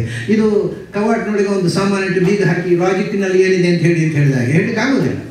ಒಂದು ನೀವು ಅದನ್ನು ನೋಡಬೇಕು, ಇಲ್ಲ ಮೊದಲು ನೋಡಿ ಗೊತ್ತಿರಬೇಕು. ಸೊ ಅದರಿಂದ ಅದಕ್ಕೆ ಹೆಸರೇ ನೋಡಿ, ಇದನ್ನು ಮೊದಲು ಹೇಳಿದವರು ಆಚಾರ್ಯರು ಅನುಮಾನ ಅಂತ ಹೆಸರು. ಅದಕ್ಕೆ ಅನುಮಾನ ಅಂದರೆ ಕನ್ನಡದ ಅನುಮಾನ ಅಲ್ಲ, ಸಂಸ್ಕೃತದ ಅನುಮಾನ. ಅಂದರೆ ಇನ್ಫರೆನ್ಸು ಅಂತೇವೆ ನಾವು ಇಂಗ್ಲೀಷ್ನಲ್ಲಿ, ಲಾಜಿಕ್ ಅಂತೇವೆ. ಅನುಮಾನ ಅಂದರೆ ಒಂದೋ ಪ್ರತ್ಯಕ್ಷವನ್ನು ಅನುಸರಿಸಿದರೆ ಅದು ಪ್ರಮಾಣ, ಒಂದೋ ಶಬ್ದವನ್ನು ಅನುಸರಿಸಿದರೆ. ಎರಡೂ ಅದಕ್ಕೆ ಅನುಸರಣೆ ಹಿಂಬದಿನ ಬ್ಯಾಕ್ಗ್ರೌಂಡಲ್ಲಿ ಪ್ರತ್ಯಕ್ಷ ಆಗಮ ಇಲ್ಲದೇ ಇದ್ದರೆ ಅನುಮಾನ ಆಗೋದು, ಲಾಜಿಕ್ ಆಗೋಲ್ಲ. ಆದ್ದರಿಂದ ಹಿಂದಿನವರು ಏನು ಹೇಳಿದರು, ಇದು ದೊಡ್ಡ ಕಷ್ಟ. ದೇವರ ಬಗ್ಗೆ ತಿಳ್ಕೋಬೇಕು. ದೇವರ ಬಗ್ಗೆ ತಿಳ್ಕೊಳ್ಳಿಕ್ಕೆ ಪ್ರತ್ಯಕ್ಷ ಇಲ್ಲ, ನತ್ತತ್ರ ಚಕ್ಷುರ್ಗಚ್ಚತಿ. ಆಮೇಲೆ ಶಬ್ದದಿಂದ ಹೇಳಲಿಕ್ಕೆ, ಶಬ್ದಕ್ಕೊಂದು ಸ್ವಭಾವ ಏನು ಗೊತ್ತಾ? ನಮಗೆ ಯಾವುದು ಗೊತ್ತುಂಟೋ ಅದು ಮಾತ್ರ ಶಬ್ದದಿಂದ ಗೊತ್ತಾಗೋದು, ಗೊತ್ತಿರೋದು ಗೊತ್ತಾಗೋಲ್ಲ. ಈಗ ಒಬ್ಬ ಮನುಷ್ಯನಿಗೆ ಆನೆ ಅಂದರೆ ಯಾವ ಪ್ರಾಣಿಯ ಮೊದಲು ನೋಡಿದರೆ ಅದು ಆನೆ ಅಂತ ಹೇಳಿದ್ರೆ ಆ ಪ್ರಾಣಿ ನೆನಪಾಗುತ್ತೆ. ಅದಕ್ಕೆ ಗೊತ್ತೇ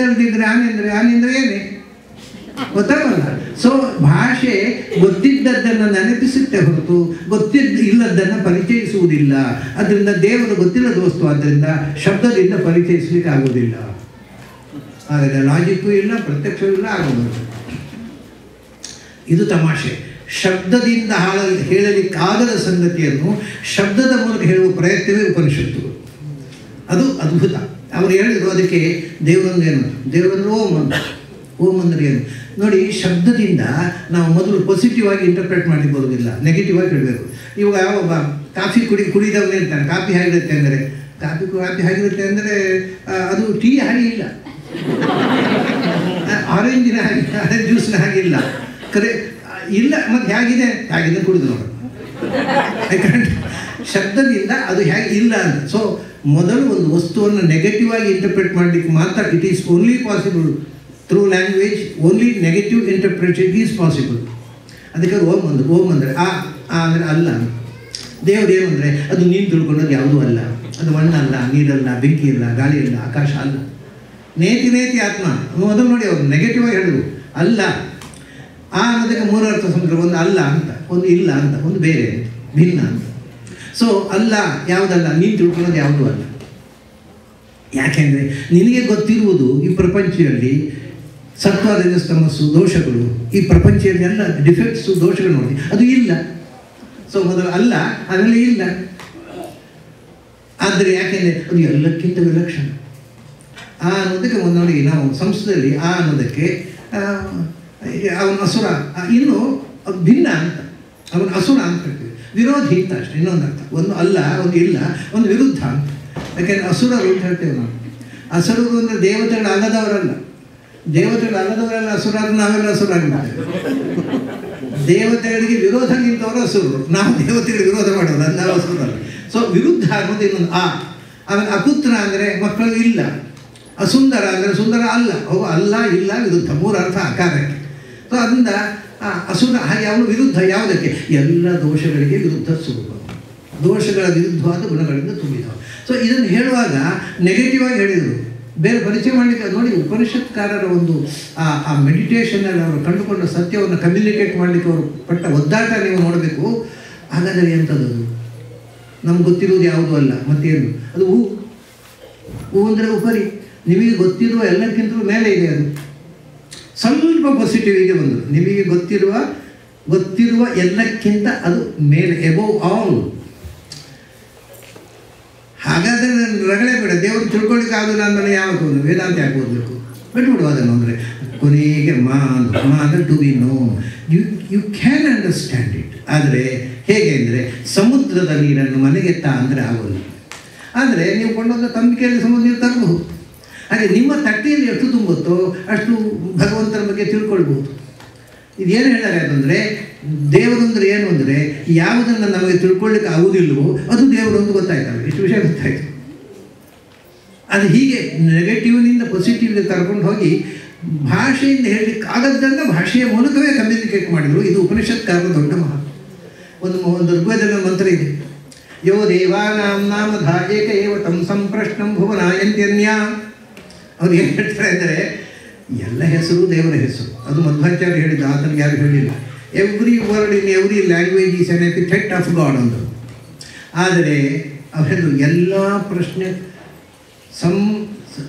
ಯೋ ನಾಮಧ ಏಕೇವ ತಂ ಸಂಪ್ರಶ್ನಂ ಭುವನಾಯಂತ್ಯನ್ಯ. ಎಲ್ಲ ಪ್ರಶ್ನೆಗಳಿಗೂ ಉತ್ತರ ಸಿಕ್ಕಿದ ಮೇಲೆ ಯಾವುದು ಕೊನೆಯ ಪ್ರಶ್ನೆಯಾಗಿ ಉಳಿಯುತ್ತದೋ ಅದು ದೇವರು. What A beautiful experience. ಅವ್ರು ಹೇಳುವ ರೀತಿ ನೋಡಿ. ಅವ್ರು ಹೇಳ್ತಾರೆ, ನತತ್ರ ಚಕ್ಷುರ್ಗಚ್ಚತಿ ನವಾಗಚ್ಚತಿ ನೋ ಮನಃ. ಲಾಜಿಕ್ ಮಾಡಲಿಕ್ಕೆ ಆಗೋಲ್ಲ ದೇವ್ರ ಬಗ್ಗೆ, ಶಬ್ದದಿಂದ ಹೇಳಲಿಕ್ಕೆ ಆಗೋಲ್ಲ, ಪ್ರತ್ಯಕ್ಷ ಇಲ್ಲ. ಮತ್ತು ಒಬ್ಬ ಅಪರೋಕ್ಷ ಜ್ಞಾನಿಯ ಕಷ್ಟ ನೋಡಿ. ಒಬ್ಬ ಅಪರೋಕ್ಷ ಜ್ಞಾನಿ ಒಬ್ಬ ನಾಸ್ತಿಕ ಹೋಗಿ ನೀವು ದೇವರನ್ನು ನಂಬಿರ್ತಿರಲ್ಲ, ತೋರಿಸಿಕೊಡಿ. ಅಪ್ಪ ತೋರಿಸ್ಲಿಕ್ಕೆ ಆಗೋಲ್ಲ. ಆ ಶಬ್ದದಿಂದ ಹೇಳಿದ್ರು ನಿನಗೆ ಅರ್ಥ ಆಗೋಲ್ಲ. ಯಾಕಂದ್ರೆ ನಿನಗೆ ಗೊತ್ತಿರುವ ಭಾಷೆ ದೇವರನ್ನು ಹೇಳೋದಿಲ್ಲ. ಅದು ನವೀತ್ಮ. ಆದ್ದರಿಂದ ನಿನಗೆ ಹೇಗೆ ನಿಮಗೆ ನನಗೆ ಗೊತ್ತಿಲ್ಲ, ನನಗೆ ನಿಜವಾದ ದೇವರ ಬಗ್ಗೆ ಪೂರ್ಣ ಗೊತ್ತಿಲ್ಲ. ಅದಕ್ಕಿಂತ ಹೆಚ್ಚು ನವಿಜಾನೀಮಃ ಯಥೈತ ದಂಶಿಷ್ಯಾತು. ನಿಮಗೆ ಅದನ್ನು ಹೇಗೆ ಹೇಳೋದು ಅನ್ನೋದು ಖಂಡಿತ ಗೊತ್ತಿಲ್ಲ ನನಗೆ. ಆದ್ದರಿಂದ ಅವ್ರು ಏನು ಹೇಳೋದಂದರೆ, ನನಗೆ ಅನುಭವ ಇದೆ, ನಾನು ಅನುಭವಿಸಿದ್ದೇನೆ, that is why I believe in God. But ನೀನು don't deny my experience through your non experience, try to experience. ಇಷ್ಟೇ ಅಪರೋಕ್ಷ ಜ್ಞಾನಿಗಳು, ಅದರಿಂದ ಹೆಚ್ಚು ಏನು ಹೇಳಲಿಕ್ಕೆ ದೇವರು ತೋರಿಸಲಿಕ್ಕೆ ಆಗೋದಿಲ್ಲ. ಇವರು ರಾಮಕೃಷ್ಣ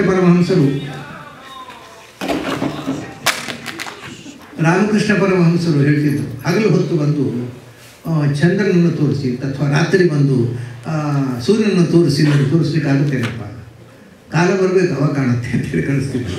ನಮ್ಮಲ್ಲಿ ಎಷ್ಟೋ ಜನ ಭಾರಿ ಪ್ರಶ್ನೆ ಮಾಡ್ತಾರೆ, ತುಂಬ ಕಡೆ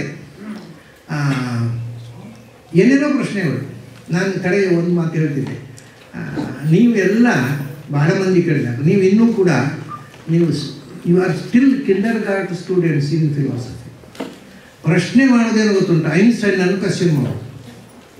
ಅಲ್ಲಪ್ಪ, ಐನ್ಸ್ಟೈನ್ಗೆ ಕೂಡ ಉತ್ತರ ಕೊಟ್ಟರೆ ನಿಮಗೆ ಅರ್ಥ ಆಗಲ್ಲ. ಅದನ್ನ ಅರ್ಥ ಆಗಬೇಕಾದ್ರೆ ಸ್ವಲ್ಪ ವಯಸ್ಸಾಗಬೇಕು, ಆಮೇಲೆ ದೊಡ್ಡವರಾದ್ಮೇಲೆ ಮಾತಾಡೋಣ, ಹೋಗಿ ಅಂತ ಕಳಿಸ್ತೇನೆ. ಪ್ರಶ್ನೆ ಯಾರು ಮಾಡ್ಬೋದು ನೋಡಿ, ಎನಿ ಫೂಲ್ ಕ್ಯಾನ್ ಆಸ್ಕ್. ಆದ್ದರಿಂದ ಪ್ರಶ್ನೆ ಮಾಡೋದು ಸುಲಭ, ಅರ್ಥ ಆಗಬೇಕಾದ್ರೆ ತುಂಬ ಬ್ಯಾಕ್ಗ್ರೌಂಡ್ ಬೇಕಾಗುತ್ತೆ. ಪ್ರಶ್ನೆ ಏನು ಬ್ಯಾಕ್ಗ್ರೌಂಡ್ ಇದ್ದವರು ಪ್ರಶ್ನೆ ಮಾಡಿ, ಇದಕ್ಕೇನು ಹೇಳ್ತೀರಿ ನೀವು? ನನಗೇನು ಹೇಳೋದಿಲ್ಲ, ಹೋಗಿ ಮನೆಗೆ ಕಳಿಸ್ತೀನಿ. ಏನು ಹೇಳ್ತೀನಿ ದೊಡ್ಡ ಸಂಗತಿ, ಏನು ಹೇಳಿದ್ರೆ ನಿನಗೆ ಅರ್ಥ ಆಗುತ್ತೆ, ನಿನಗೇನು ಅರ್ಥ ಆಗೋಲ್ಲ, ಏನು ಹೇಳಬೇಕು? ಒಬ್ಬ ಹುಡುಗ ನಾವು 5 ನಿಮಿಷದಲ್ಲಿ ಬಂದು ದೇವರಿದ್ದಾನೆ ಅಂತ ಕುಡಿಸೋದು 5 ನಿಮಿಷ ದೇವರಿದ್ದಾನೆ ಅಂತ ಹೇಗೆ ಪ್ರೂವ್ ಮಾಡ್ತೀವಿ? ಅಲ್ಲಯ್ಯ, ಯಾತಕ್ಕೂ ಉಪಯೋಗಗಳನ್ನು ವಿದ್ಯೆ ಕಲಿಯಲಿಕ್ಕೆ 12 ವರ್ಷ ನಿನ್ನ ಅಪ್ಪ ದುಡ್ಡು ಹಾಳು ಮಾಡಿದ್ದಾರೆ, ಅದು ನಿನ್ಗೆ ಬರಲಿಲ್ಲ. ನೀನು ದೇವರಿಂದ 5 ನಿಮಿಷದಲ್ಲಿ ಅರ್ಥ ಆಗಬೇಕು, ಹೊರಟೋಗೋದು. ಅದೇನು ಸುಲಭ ಜಾಬಲ್ಲ. ಹೀಗೆ ನಮ್ಮ ಜನರಿಗೆ ಅವ್ರ ಸಂಶಯಕ್ಕೆ 5 ನಿಮಿಷ ಪರಿಹಾರ ಆಗುತ್ತೆ, ಕುಡಿಸೋದಿಲ್ಲ. 5 ನಿಮಿಷ ಉತ್ತರ ಕೊಡಿ, ಬೇಡ ನೀವು ತಿಳ್ಕೊಳ್ಳೋದು ಬೇಡ, ಹೋಗೋದು ಕಳಿಸ್ಬಿಡ್ಬೇಕು. ಇದು ನೋಡಿ, ಆಚಾರ್ಯರ ಸಿದ್ಧಾಂತವನ್ನು ನಾನು ಕಲಿತಾಗ ನನಗೂ ಇದ್ದದ್ದು ಡೌಟ್ಸ್. ಮಧ್ವಾಚಾರ್ಯ ಹೇಳಿದ್ದೆ ಯಾಕೆ ಒಪ್ಪಬೇಕು? ಮೊದಲು ಬರೋದು ಅಪನಂಬಿಕೆ. ಸಮುದ್ರ ಮಥನ ಅಂದರೆ ಅದೇ ಮೊದಲು ವೇದಾಂತ ಶಾಸ್ತ್ರದ ಮಥನ ಮಾಡುವ ಮೊದಲು ಬರೋದು ವಿಷ, ಅಪನಂಬಿಕೆಯ ವಿಷ. ಅಪನಂಬಿಕೆ ಒಂದುಗಳೇ ವಿಷ, ಒಂದುಗಳೇ ಬಿಟ್ಟು ಬಿಡ್ತಾರೆ ಕೆಲವರು. ಅದನ್ನು ಜೀರ್ಣಿಸಿಕೊಂಡು ನೀವು ಮತ್ತು ಮಥನ ಮಾಡಿದರೆ ಜ್ಞಾನದ ಅಮೃತ ಸಿಗುತ್ತೆ. ದಟ್ ಈಸ್ ಸಮುದ್ರ ಮಥನ. ಅಂಥ ಒಂದು ಜ್ಞಾನದ ಬೆಳವಣಿಗೆಯಲ್ಲಿ ನಾವು ಸಾಗಬೇಕು. ನಿಮ್ಮ ಇಲ್ಲಿ ಇದ್ದುಕೊಂಡು ಕೂಡ ಇದು ಉಡುಪಿಯ ಕೃಷ್ಣ ಇಲ್ಲಿ ಬಂದುಬಿಟ್ಟಿದ್ದಾನೆ, ಅಂದರೆ ಅವನು ಸರ್ವವ್ಯಾಪಿ, ಅಲ್ಲಿ ಇದ್ದಾನೆ, ಬಿಟ್ಟು ಬಂದದ್ದಲ್ಲ, ಇಲ್ಲಿ ಬಂದುಬಿಟ್ಟಿದ್ದಾನೆ, ಅದು ವಿಶೇಷ. ಹಾಗಾಗಿ ಕೃಷ್ಣನು ಇಲ್ಲಿ ಬಂದಿದ್ದಾನೆ, ಕೃಷ್ಣನ ಪೂಜೆ ಮಾಡುವವರು ಬಂದಿದ್ದಾರೆ, ಕೃಷ್ಣನ ನಾಡಿದ ಒಬ್ಬ ಅಯೋಗ್ಯ ಮನುಷ್ಯನೂ ಬಂದಿದ್ದಾನೆ. ಹಾಗಾಗಿ ಎಲ್ಲರಿಗೂ ಕೃಷ್ಣ ಒಳ್ಳೇದು ಮಾಡಿ ಪ್ರಾರ್ಥಿಸಿ ನಾನು ಮಾತನಾಡುತ್ತೇನೆ.